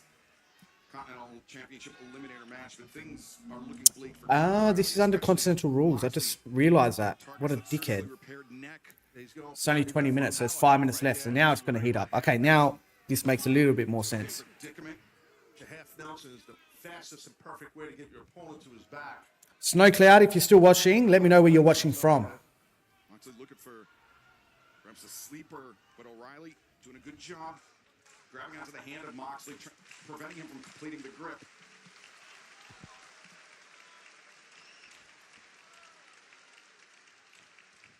John Moxley, Kyle O'Reilly, one-on-one in eliminator match for the AEW Continental Championship. If O'Reilly pins, submits, or goes the distance with John Moxley in this 20-minute time limit, he will earn a shot at the Continental Championship. But Taz, for the last... Can't believe I didn't realize that. What an idiot. Oh, John Moxley won until now. Not kidding. Well, Kyle O'Reilly's getting a little dirty too. Snowcloud, Colorado. Fight for his life. He got that body shot. The place I really, really want to go. I'm coming to America at the end of the year. A lot of pain. Came out of a broken arrow or something. I really wanted to go to Colorado. But I'm not going to have the time or the money for that matter. But it's one place I really want to visit sometime. Moxley hobbling on one leg, Tony. Yeah, this is Kyle's first singles match in quite a while. I believe Colorado as well. I believe JCW is quite popular up there, around that kind of region. Singles competition got a chance to do what no one's been able to do, and that's beat John Moxley in an elimination match. John 9-0 in elimination matches thus far. Remember, it was Kyle O'Reilly. He was tapped to compete in the Continental. Ward, Colorado, small town in the mountains. Beautiful, man. That's one of the reasons why I want to go to Colorado to for the snow and the mountains and everything like that. So if I ever do come down there one day, we can have a beer. Maybe caught Mox on the chin hard, I should say, really hard. Yeah, Kyle has had to go back to square one. I love that swing that Cole does. With the legs in, you're gonna have him. Nice, he broke the grip, did Kyle. Now, Kyle O'Reilly has got the head and arm of John Moxley trapped. The knee strikes and just wrenches him over the top. Last couple minutes of this match here. So hopefully it starts to ramp up a little bit. O'Reilly leaping knee strike caught Moxley on the side of the head. And now the balance has shifted as O'Reilly looked for that ankle lock. That's how he tapped out John Moxley. Yeah, Moxley knows it too, Taz. He's panicking, Moxley. He realized he grabbed that rope to break the hold. It was smart by John. And crucially, Kyle O'Reilly has used that ankle lock to tap out John Moxley not once, but twice. And Taz, as we've discussed, almost assuredly living rent-free in the head of John Moxley. Yeah, I definitely think that's the case. But right now, Kyle is mounting a comeback. Well, he was. Well, maybe he still is. Both men delivering the high boots, both men. A second time and a third time with the same idea. Both. I think this match should have been on the Collision Hour, to be honest. Kyle O'Reilly competing here in this elimination. I mean, it's not a bad match. It's definitely not a bad match. You wouldn't say it's a bad match, but it's yeah. I think this should have probably been on that Collision Hour. It's kind of sucked the life out a little bit. Championship. Remember Orange Cassidy pinning Dax Harwood in that double Jeopardy match. Kyle O'Reilly said if members of the conglomeration are going after the tag team title, he wanted to tie up his loose ends and finish this off with John Moxley. He's got a great chance right now. Yeah. You know, guys, I think Paul Turner up to 5. Sorry, Tony. I think Kyle O'Reilly is showing why he deserved to be in the Continental Classic. Why he deserved to be in that tournament. Oh, absolutely. I totally agree. Stomping on the back of the leg of John Moxley, perhaps looking to soften up the champion for that ankle lock. Not sure what Kyle's thinking here. John could see him. Yeah, he's playing possum. Oh. Moxley springs up to his feet, lands the elbow strike. I think Kyle had a hard time O'Reilly climbing up there because of that blow he got earlier to his stomach area, and it was a little slow climbing up there, and Moxley beat him to the punch. It's as we, of course, do not know the nature of the injury to Kyle O'Reilly, but it's... Who's your favorite modern day wrestler? Also favorite wrestler from the past? Snow Cloud, my favorite modern day wrestler. My favorite modern day wrestler. If you mean modern day as in literally like right now, my favorite wrestler right now, I would probably have to say MJF. I think that's probably everyone's at the moment. Favorite wrestler from the past, I have a lot. I actually got asked this question the other day about Mount Rushmore and things like that. I would have to say in terms of actual like favorite wrestlers, not what they meant to the industry, not about drawing power or whatever. My favorite just guys to watch. Favorite wrestlers, The Rock, Stone Cold, Kurt Angle, and probably Eddie Guerrero. They're probably my Mount Rushmore in terms of what I love, wrestlers I love the most. But it's hard, man. Like when I first got into wrestling, when I was really, really little, during the kind of later part of the Attitude Era, like I loved Kane, like obviously Stone Cold, The Rock, Kurt Angle. But even now, like there's guys that I love, like Ospreay, Omega, MJF. I love Roman. I love Rey Mysterio. Always been a Rey Mysterio guy. I love that kind of high-flying aspect. So there's a fair few. I like it a lot. Even like I watch a lot of old school wrestling, like Prime Shawn Michaels, Prime Bret Hart, that type of thing. Like even Dusty Rhodes. Like I love that. Yeah, there's too many to list, to be honest with you. But I would say my top 4 in terms of like who I love the most, growing up and whatever. Kurt, Eddie Guerrero, The Rock, and Stone Cold. I think The Rock and Stone Cold should be on everyone's list for obvious reasons, but yeah, that's my list. How about you? Drop yours in there. Drop yours, Snow Cloud. If you wanted to escape it now, Moxley perhaps thinking pile driver on the ring apron. Dangerous out here. Yeah, I'm surprised John went on the outside. Kyle O'Reilly, of course, we mentioned the history of neck injuries, and now the arm of John Moxley wrenched into the apron as Kyle O'Reilly charging. Drop kick connects on Moxley. And a speed at time. Yeah, full speed drop kick, and we're deep into this matchup here by these two athletes. O'Reilly returns Moxley to the ring, but Moxley, the cutter, floats over the cover, and O'Reilly kicks out, but Moxley sticks close to the body of his. See, I think this match, I've said it before, but I think this is paced wrong. It's placed in the wrong position. It's kind of sucked the life out after that massive kind of no holds barred match. This should have been at the start of the show, I think. And get that Ciampa and Briscoe match should have been done at the start of that collision card. If you ever wanted to laugh, Adam, there was an old 2000s dance-off in YPW with AJ Styles, Christopher Daniels, Colt Cabana, and Darren Burridge. Let's just say AJ Styles can't dance. If that's on YouTube, I might give it a look, Adam. I love, speaking of dance-offs, I love when Adam Cole and MJF did that dance on Dynamite. I thought that was fucking hilarious, to be honest. I love that. Snow Cloud, Stone Cold Rock, Jeff Hardy. Hard to say about fourth Sting. Yeah, look, that's a good list too. I love Jeff Hardy too. That's another guy. Like, there's so many guys I can add. Jeff Hardy, Randy Orton, during that period of time. Like, there's so many guys on that list. Sting, again, I was a big TNA guy, 2006, 2010. Massive TNA guy. Kurt Angle, obviously, but I loved AJ, loved Samoa Joe, loved Sting. Like, they had so many guys there. Jay Lethal, like, yeah. Abyss, I used to love Abyss too, just because it was so different. Yeah, Abyss in like that kind of like that era. If he ever switched over to WWE, it would have been so good to see what he could do there. Feuds with like the Undertaker and things like that. Like, it would have been awesome.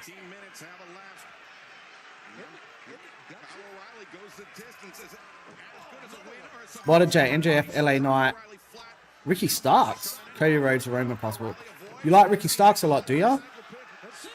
That's one that nobody really mentioned. I'm not against Ricky Starks at all. I think he's got a lot of charisma, a lot of talent. Yeah, I just hope he kind of lives up to that potential in WWE, and they don't hold him on freaking NXT the whole time. Like, he needs to be up to that roster. Like Ethan Page. I love Ethan Page. Abyss was awesome, and Monty Brown. Monty Brown, yep. And Abyss, man, I loved Abyss. He was just a monster. Loved him. Moxley shaking his head. Can he last? How wants to win it though? He wants him to top. O'Reilly wrenching, tearing at the leg of John Moxley. Moxley, and there, there's the bell. I like the finish, especially because of the history that they have with O'Reilly beating him twice. It's gone to a draw, but it's kind of predictable if it, like, he's not going to drop the belt. That's my problem with matches before the pay-per-view. Like, it really, yeah, I don't like it. Monty Brown, fear the pounce. Let's go.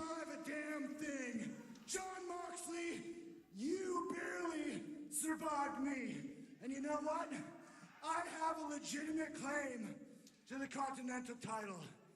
So, when I get my rematch, it'll be no time limit, and you, my friend, are out of luck. For Kyle O'Reilly, he's earned a shot at John Moxley's Continental Championship, and he wants no clock. He wants no escape for John Moxley, the champion. Are we looking? Are they going to do that the 0 hour, maybe? We'll just add another match to Double or Nothing. I think the sweet spot should be with these pay-per-views about 8 to 9 matches. Anything more than that is just too much, including the 0 hour. Like, you get a bit tired after a while. Sheeta and Stat, they've been trying to tell this story for the past couple of weeks since Sheeta's returned. She's always been This Sunday, my dear friend Chris Saplana and I do fight for World Championship, and we are so ready, right, Chris? Well, Statlander, you're actually not cleared, but you will be by Double or Nothing? Yes. We're not here to fight. We're just here to watch. So, women we will face in Sunday. Women who are in the Owen. Our eyes on the entire division. Right, Chris? Just watch yourself. Ladies, fight hard and get ready. Right? Yeah. That was a bit clunky. But anyway. Yeah, good show so far. So how long have we got left? We've got about half an hour left, I believe, of the Dynamite hour. So I'm not going to be doing the Collision hour because I've got to go.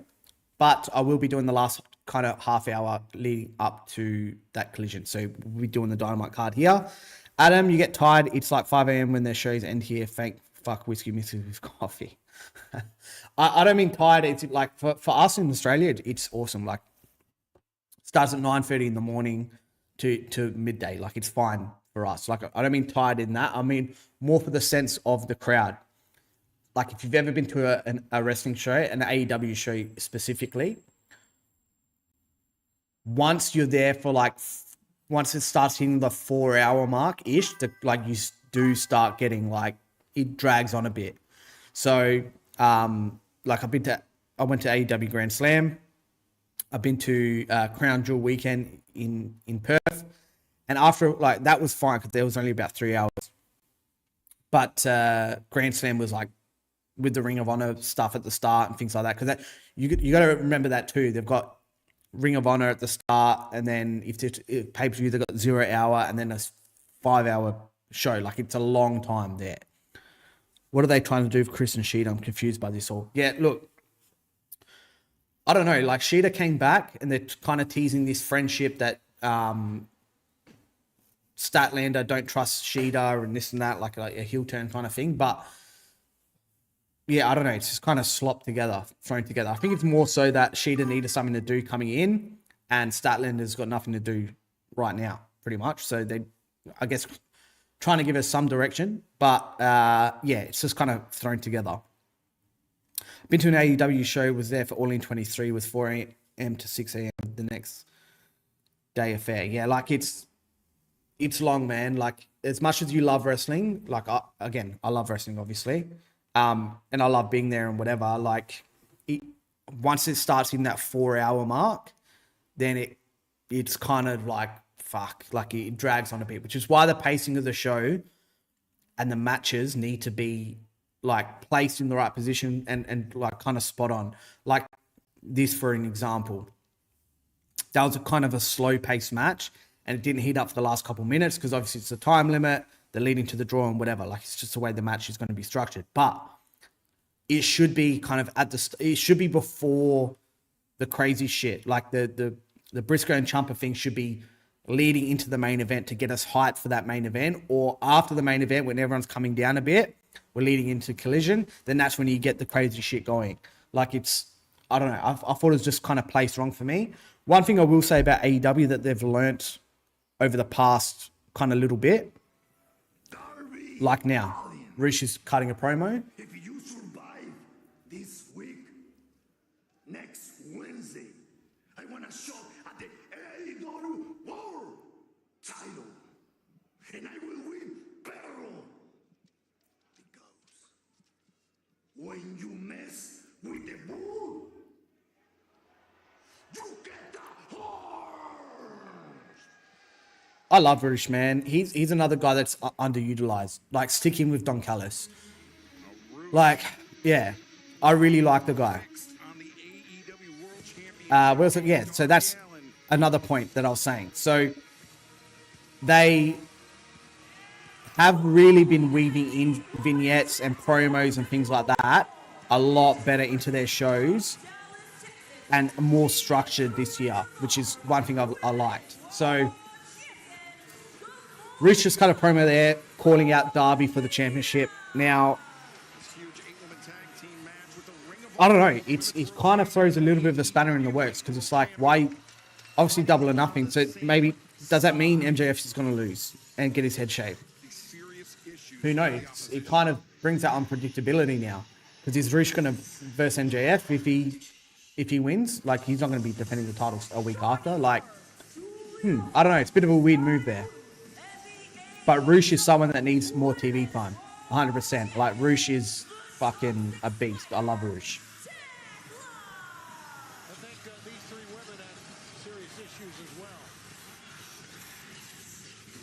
Tekla is just a fucking star, man. Look at her. They should keep the belt in her for a long time and run this division. She is just like, I love her. I love Tekla. She talks great, looks great, wrestles great. She's got the whole package, man. Even though she's not, English isn't her first language. Like, she's fluent as shit, and she's sexy. Like, she's got the whole package, man. Like, she's just the best. You mess with the bull, you get the horns. Maybe it's because I grew up on a cow farm, but I've seen a bull horn and a cow. It's not nothing to do with horns. Yeah. See, like Thunder Rosa, someone who's come back. She's like been stop-start and whatever. Yeah, like it's...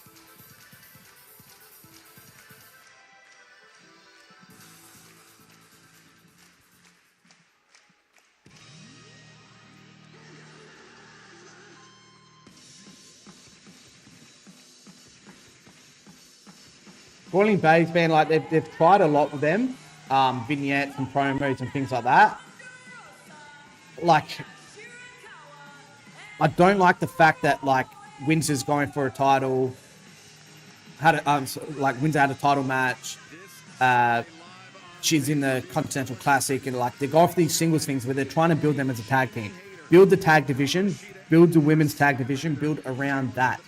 Build them as stars. Obviously, they're obviously leading to All In, where it's going to be Divine Dominion versus them. They're going to win the titles at Wembley. Like, I think we all know that. But let's build some focus around the women's tag division rather than splitting them up to these singles tournaments where you know they're not going to win. So just put someone else in there that needs a rub, like an Anna Jay, like a Ty Mello, like even like other girls that are down on Ring of Honor, like a Billy Stark, for example. Like, get them in there and like keep the focus on the tag division. If you're going to build them as a tag team, build them as a tag team. Don't split them up for this kind of random shit. Snow Cloud agreed. Start things out, collar and elbow tie. Thunder Rosa, of course, native of Tijuana, Mexico. And it was just announced we'll be making our return to the Viejas Arena. If anyone here is watching, if you haven't subscribed already, subscribe to the YouTube channel. Like the video as well. Comment below where you're watching from. And as always, share it with your friends. And let's build the communities together. That's what it's all about, guys. And also Beach Break splashes into Clearwater, Florida on Wednesday, July 8th. AEW TV is your promo code for that one as well. And also just announced last night for the first time ever, AEW teaming up with the Minnesota Twins. Brawl in the Ballpark with the Twins is a special pro wrestling event on July 10th at Target Field in Minneapolis. For more info and VIP options, visit twins.com/brawl. This women's tag match has some real international flair, doesn't it? Mexico, Japan, Austria, England, And America. yes, that too. If you consider American international. I think most of the world does. I know. There's Alex Windsor. On the other, Oh, it's American. I just want to say. yeah, exactly. And Alex Windsor. Little miscommunication there about their Braun Birds. There's Windsor. And the announce team. Blue. Sky Blue gets a boot in the face from Jamie Hayter now. Nice deep cover. Yeah, sorry about that. Deep cover. That's down. But sure, we both had the same thing in mind. In the wake of Willow Nightingale's announcement earlier tonight, Alex Windsor will now face a wild card opponent in the opening round of the 2026 Owen Hart Foundation Women's Tournament.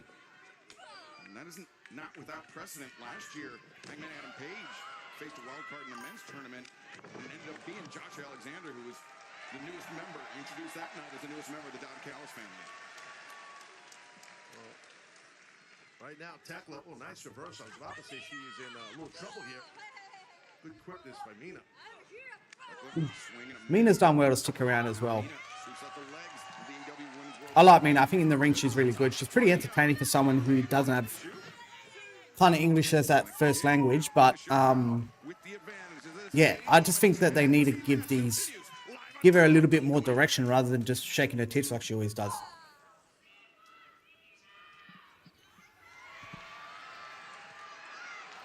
Athena as well, like, we never see her on Dynamite. I don't know what's going on there, like why she's stuck on Ring of Honor. I get it, like they're trying to build her as the champion for the longest time ever and whatever. But let's get her on Dynamite, man. Let's give her some stories. Like she's a beast. Like let's push her. Let's get her on Dynamite. She said after All In as well that she's going to be seen on Dynamite more. She's going to be there more. She's going to move up and whatever. And we haven't seen her. So like she'll pop up for the tournament and then she'll go missing again. Like let's bring her on there. Drop the title, give it to Billy Starks or whoever it is, and let's move on. Maureen, I almost think we're going to get TJ answer Divine Dominion's 5-minute challenge to face him at Double or Nothing for the tag titles. Yeah, look, that's probably a very good shout. I think that's actually what's going to happen. They reunited on Collision last week, and they'll probably do the same here. So it'll be a 5-minute challenge. They'll last for 5 minutes, and then they'll give them the match at Double or Nothing and probably be on the pre-show. So it's not a bad shout, Maureen. That's yeah. I don't mind it at all, and I think that's probably exactly what's going to happen.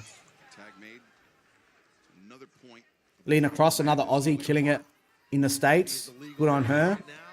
They're a great pairing, Lena and Megan. Just look at them. They just look like fucking stars, don't they? Julia Hart, that black mist into the eyes of Persephone that put Persephone on the injured list. A good rear chin lock right here. Keeps her opponent down. Julia keeps her body close to her opponent. Shivani leaves. Oh, there it is. He's just taking a nap. 3-hour broadcast now. He's got to pace himself. Hell, I've done 7 hours of YouTube. I did the best. Congrats. Tag made now. Sky Blue.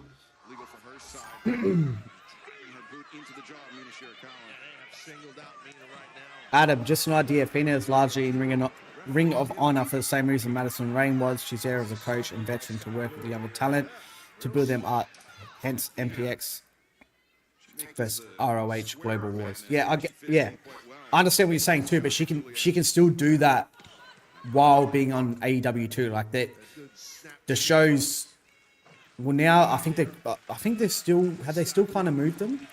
They were filming them in the Universal Studios or wherever it was, but largely they're on the pre-show of Dynamite. So she can still do that while being on Dynamite or even Collision. Like, just get her on AEW TV. As Ring of Honor Women's World Champion. It's amazing. That's crazy, yeah.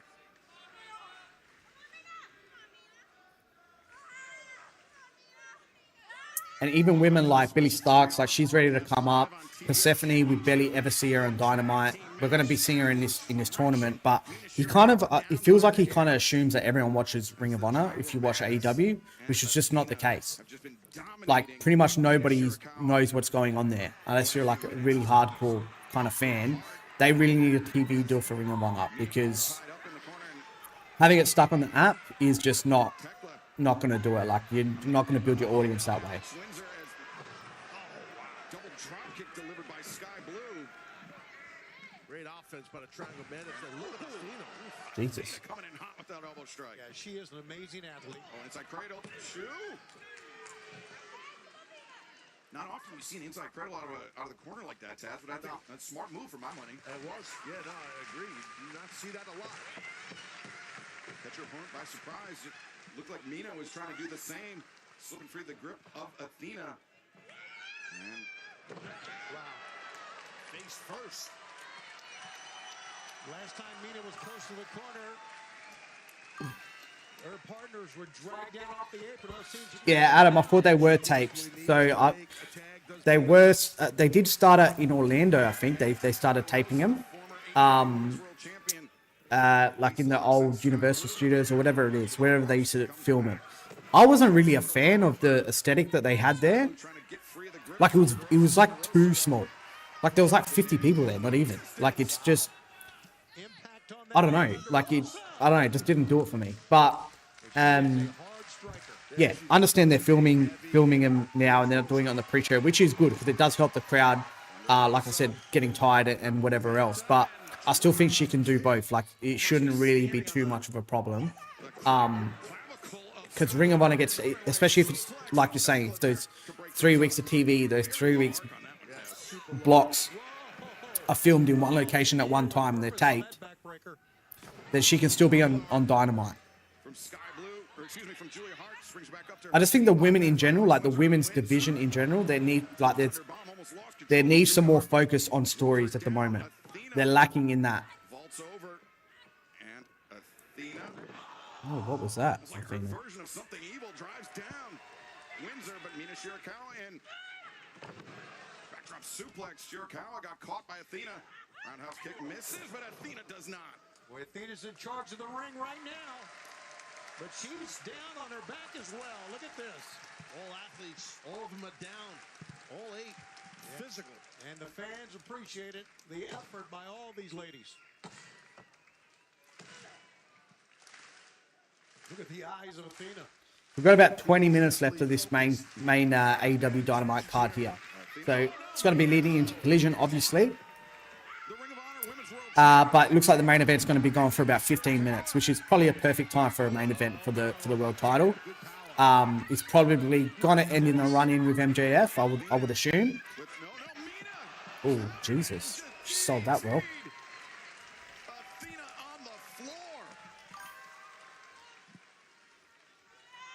Inside the ring, Thunder Rosa, big wind-up elbow strike, catching Sky Blue, but Tekla tagged herself in. I believe Tekla is legal. AEW Women's World Champion, the Toxic Spider Tekla legal, even though she's on the outside. Sky Blue, knee strike. Not sure Rosa knows that Tekla's legal. She's got her hands full right now with Sky Blue. As Braun works, sweep out. Oh, Sky Blue, and sandwich her here on the floor. And what a UK leg sweep. Wait a second. Tekla with the... Oh, the mist is back. Tekla had the AEW Women's World Champions and title. Mike Posey didn't see the mist into the eyes of Thunder Rosa. And Tekla... Don't mind it because that's going to lead to a Thunder Rosa... Thunder Rosa come back with Tekla for the belt. So I don't mind that. Don't mind that finish at all. Adam, one of the weaknesses of AEW no writers is down to the wrestlers to come with the stories, ideas. The Hardy spoke about this. Yeah, look, that's, like I said, that's one of the things that is their biggest problem. Tony has too much control, doesn't want to relinquish any control over those stories, over those, over those storylines and that power. We need to get some writers in that can help with the product. Like, I've been a big advocate for getting guys in with Hollywood experience, with movie experience, directors, producers, things like that, and guys that love wrestling. And there's 2 guys that stand out. I've released a video on this before. Check it out on the channel. Paul Walter Hauser and Freddie Prinze Jr. Now, why these guys aren't involved in AEW or WWE is completely beyond me. These guys are producers in Hollywood. Hollywood actors. They understand stories. They understand producing. They understand writing. Get them in to teach you how to write a story, how to lead a story, how to produce, how to, like, I don't know why these guys are not involved. I really don't. Kevin Knight, Speedball. But when you do, don't forget about us little people now, because I would love to challenge you for that belt once you... They've done a great job with Kevin Knight, man, building him into a star. They've done a really, really good job. Let's get it. Let's go, baby. Speedball Mike Bailey will not have to... Just on that as well. So Paul Walter Hauser and Freddie Prinze Jr. Now, Paul Walter Hauser, he does a lot of work with MLW. I believe he does do some producing there too, but he obviously does a lot of wrestling there. Now, again, he's shown up in AEW, he's shown up in WWE. Like, he's been on the pre-shows and things like that. Like, get this guy in to write some stories for you, to produce some stories for you. Like, yeah, I don't... Again, they might be busy and whatever, but I can guarantee you, especially Paul Walter Hauser, he would 100% be down to get involved. Freddie Prinze Jr. has been teasing that he wants to start his own promotion for the past couple of years now. He's got his own wrestling podcast. Like, he absolutely loves it. previously he was writing for the WWE, and I think he butted heads with Vince and Stephanie and Triple H, which is why they got rid of him. So having these guys' experience in your company will be, to me, invaluable, and they absolutely must reach out to them, in my opinion, because that's really, really going to help. Maureen, Julia seems to be been using the mist regularly lately. Timing is very curious. Yeah, so she was doing that a lot previously, obviously. I think this is probably going to lead more into the House of Black stuff, because Buddy recently returned in Australia at World Series Wrestling, so he's back. He's not injured anymore, so he's going to be turning up, maybe at Double or Nothing. Buddy's going to be back. The rumor is that Aleister Black has signed, and Zelina have signed or are negotiating with AEW. So if they do bring the House of Black back, Julia Hart will probably obviously go back with them, but maybe they will amalgamate the whole thing with Tekla as well, with Julia, Tekla, and Sky Blue. If they just merge them into one, because that all started after House of Black got broken up. So it does lead to that kind of storyline, I believe, which will be something new, something fresh. But after MJF's recent comments about Aleister Black, who knows if that's true, if he is going to sign with the company, because he basically called him out on Ariel Helwani's interview, saying that he's only there to use as a stepping stone to get back to the WWE, and now he's back, crawling back. So I don't know what the kind of situation was like when he left behind the scenes. It didn't seem too bad to me, but obviously there's people that are going to have an issue with this. So yeah, yet to be seen, but it's definitely curious timing for sure.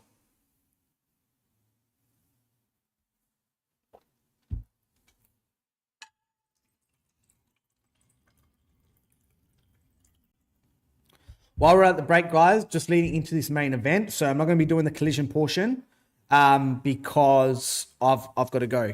I've got to go for work. But leading into this main event, invite as many people as you can in here. Share that YouTube stream. And yeah, invite your friends in here. Join the community. Subscribe if you haven't already. Like the video if you haven't already. And join the community. You're not going to get any bullshit here. John, Death Riders. Kyle O'Reilly did not submit you tonight, but he did take you to the time limit, earning a shot at your Continental Championship at Double or Nothing. I don't think anyone has grown more as a wrestler in the past year in AEW more than Marina Shafir. Her growth has just been immense. You act like that should be some kind of moral victory. We don't do moral victories. We don't make up things to celebrate, and we don't sweat the small stuff. Thank you, Kyle O'Reilly. Thank you for everything you've done for me, for pushing me to be better, for driving me crazy because I can't find a way to beat you. Thank you for what you've done for me, Kyle O'Reilly. Giving me a chance to practice what I preach, to live as a champion, to act as a champion, win, lose, or draw. Thank you. You've done something extraordinary, Kyle. You tapped me out twice. Twice. What are the odds you think you can do it a third time? Submission match. You rolled the dice tonight and you won. Sunday. Ain't it cute? You go Double or Nothing. What are your odds? Submission match. I say this time the house finally wins. Game 7 is the only game that matters. When the championship is on the line, when everything is on the line, when the game is on the line. Yo, do I miss?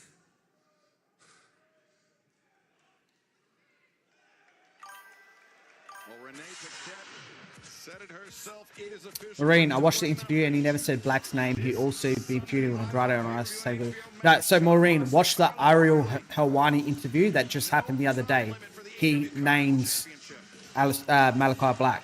So Ariel asked him the question because MJF went on a tangent saying there was previous guys in our locker room that were just there using AEW as a stepping stone, and now they're gone.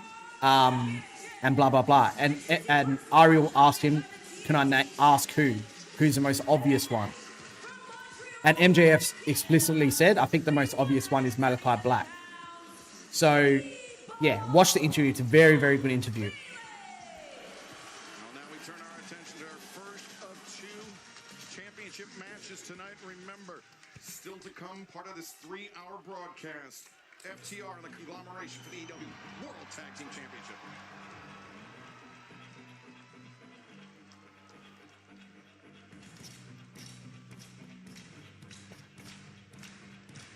And his opponent from Seattle, Washington, weighing 175 pounds.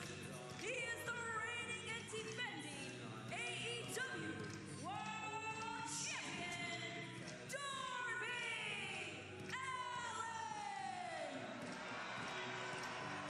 Darby Allin, 6 incredible defenses of the AEW World Championship. I like the fact that he's been defending every week, just so it gives him a bit of something to hang his hat on with this championship run. So again, when he first got it, I knew it wasn't going to be a long run. I don't think that was ever the play. So I think this is great. So I think he should be dropping out at Double or Nothing, but the fact that he's defended it 5 or 6 times in that small period is something to hang your hat on for sure. You're going to end up sticking around for this rather than work, aren't you? Adam, I'm going to stick around for the main event, and then I really got to go because I've got a lot of work I've got to do. So, yeah, a lot of people need home loans here in Australia, so that's what I do. But, yeah, I would love to stick around for Collision, but I actually forgot there was a 3-hour block this week. So, yeah, maybe next week if we're doing a stream, if you all like the watch along, I'll keep doing it. But yeah, you're gonna have to invite your friends and invite a few more people to the stream. We're peaking at 30 viewers all up. Let's try and get this to at least 100. So let's share it around, guys. But yeah, oh, here's MJF. I thought this would come a bit later, which is good. This is good.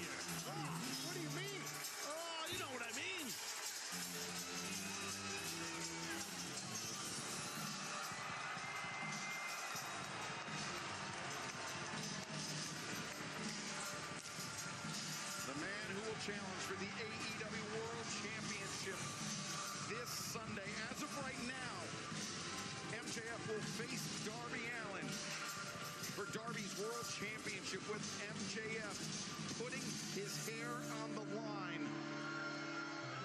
And I, for one, would love to see a freshly shorn Mr. Friedman. No, not me. He's got great hair, this guy. Spent a lot of money on it. Do we really think Darby's going to retain? Do we think that there's a chance of that, Double or Nothing? Do we think we're going to see the bold MJF?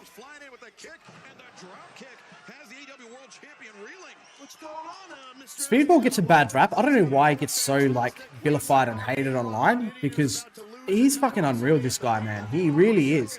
Character-wise, charisma-wise, it's a lot to be desired. But in the ring, man, the guy's, he never has a bad match. Like, the guy's unreal.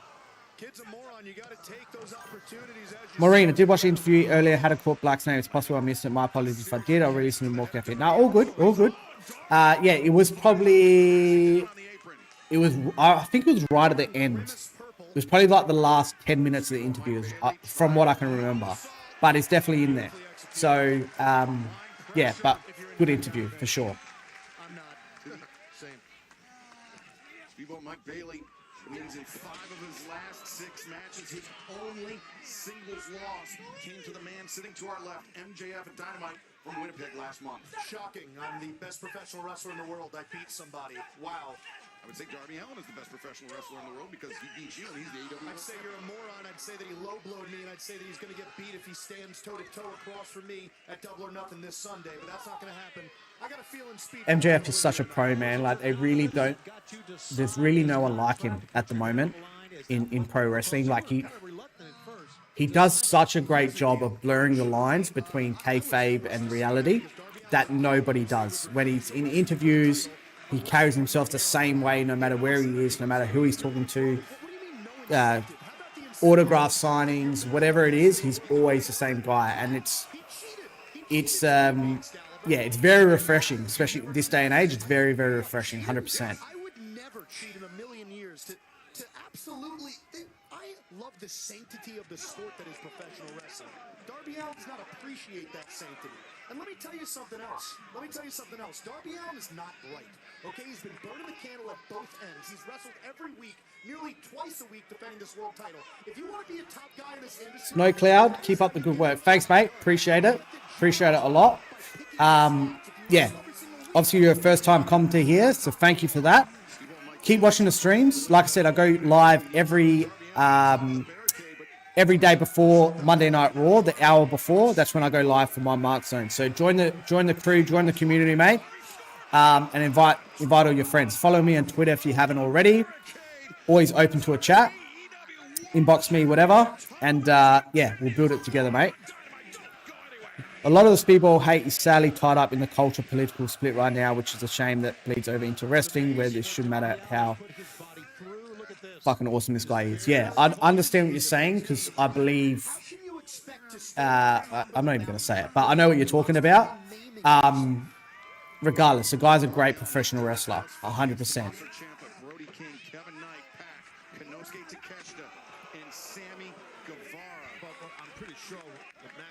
I like the fact that they've held FTR, Ospreay, and some of those bigger names for the collision side to kind of retain those viewers. Yeah, I think the show's been really good tonight. It's been a really good go home show. They've built promos. There's been vignettes. There's been like Willow dropping the title. A lot of intrigue. I just think that the show's match structure and placement could have been a little bit better. That's pretty much the only kind of downfall I have for the show tonight. When to defend it, when not to defend it, and who to defend it against if you can control that. Mike Bailey tried to roll free of the submission attempt by Darby Allin, but Darby transitioned into the front chancery with the body lock, but Bailey up to his feet. Now Bailey grabs the leg of Darby, floats over. Well, he had a single leg crab there at the beginnings of it, but he transitioned instead. Oh, nice captain by Darby. Almost pinned him.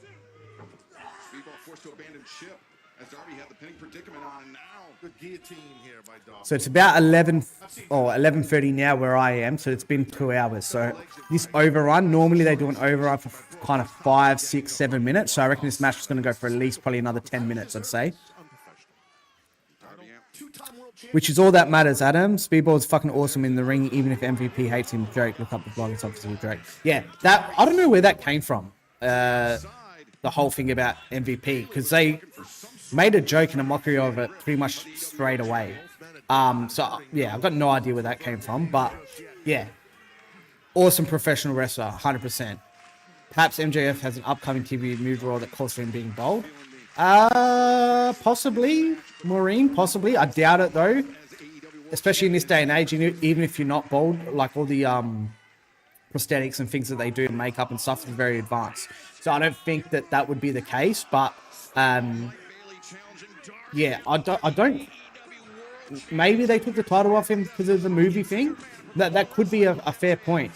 From what I understand, I don't think there's any upcoming ones, but I could be wrong. And I think that would be... I don't think that they would allow him to do that coming into the All-In period, though. So, if he is going to be doing movies and things like that, drop the title, I wouldn't say it'd be going away for a long time. Because I think coming into All-In, he would have to be there. Like, they wouldn't let him do it during that period. So, but I could be wrong. Tope by Darby. What do we think about Shivani on commentary? It's pretty polarizing. I don't mind him. I like Excalibur. I like Taz. I love Taz. I think Taz is great. If you continue to keep brutalizing your body like this, you cannot last long term. Now, Darby Allin claims he doesn't care about legacy, and that's ridiculous. How can you not care about legacy in this game? That's what this is all about. It's about building a legacy. Yeah, and I know, doing some research here, that if you become a world champion for the third time, you'll be in a very exclusive company. Oh, wait a second. We saw this in the early moments of this match. Speedball Mike Bailey lands the kick. He's got Darby set up. Ultimo. Ooh. Buddy home. Bailey goes down in a heap. Darby to the top. Ooh, is that it? up on his feet, gentlemen. That coffin drop was Actually, this doesn't even have to end at the 2-hour mark. Leading into Collision, they can bleed this out as much as they want, really. Maybe you will have me here for a little bit, Adam.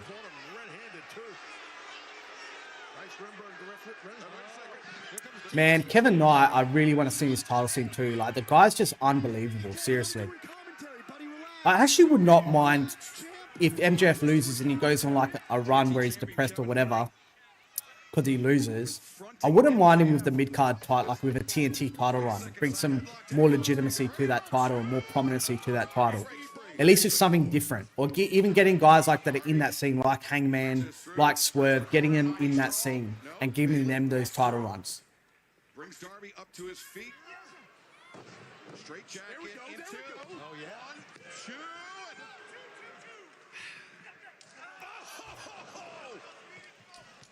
Hey, folks, I'm not going to have to put my hair on the line this Sunday. That nightmare's not happening because I don't want to look like a disgusting bald freak. Now, I know my Taz, you look great, but everybody else is disgusting bald, and that's not happening to me, and I got nothing to worry about because this Karate Kid dog, Speedball Mike Bailey, is about to be... Oh, Jesus. Champion of the world.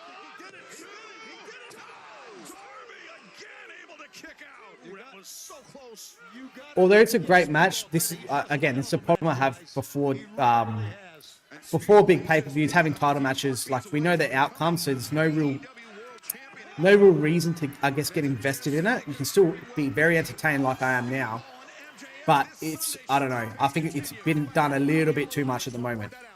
Max is the only one of the 4 pillars who's not held the TNT title. See, that's like a story that they can tell. So I think that's really a good move for them at the moment. It's going to be something fresh, something different. The TNT title feels very much like an afterthought. So does pretty much all the mid-card men's titles feel like an afterthought because there's too many of them and there's no meaning to them. So, yeah, if they want to bring some prominence, they've got the Continental on Mox at the moment. Get the TNT title on Swerve, Hangman, MJF, and just merge those international Continental championships, like, please. So, I think that should be the play. If they do it or not, it's another story, but I think that's what they should be doing, 100%. just seemed to quit on him for a few moments. Yeah, it did, but look at him. What do you mean seem to quit? It's quitting on him because the man is a reckless, stupid stuntman. Maureen. Giovanni feels like he has a lot of... lost a couple of steps. I'm not sure about health, to be honest. Yeah, I don't know. He's a little bit slower. I don't know. I just don't... He just doesn't do it for me. He doesn't really bring anything to the table. Excalibur does. Taz definitely does. I love Nigel McGuinness. I think he should be on every Dynamite. He's funny. He's witty. He knows what he's talking about with wrestling. Like, I love Nigel McGuinness in commentary.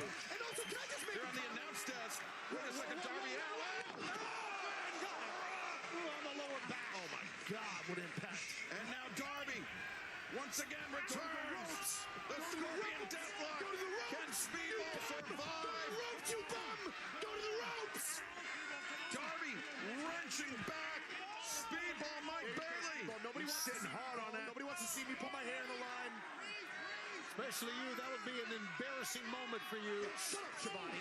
Reach the ropes, Karate Kid. Bailey reaching. That's it.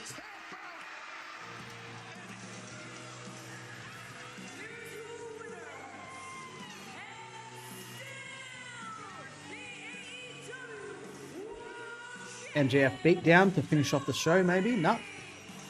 He's walked off. And much to the chagrin of Maxwell Jacob Friedman, it is official. For Double or Nothing, this Sunday live on pay-per-view, Darby Allin puts his AEW World Championship on the line. Behind the crowd. Oh, shit. That's it, guys. That's it. That's the end of the Dynamite stream. Collision's about to start, but I've got to go. So thank you, everyone. Thank you, everyone, for joining me. Thank you, everyone, for sharing the stream. All your comments. Let's build this community together. Like I always say, like the video, subscribe to the channel, invite all your friends, and let's build it all together. And I'll see you on the live stream on Tuesday here in Australia before Monday Night Raw.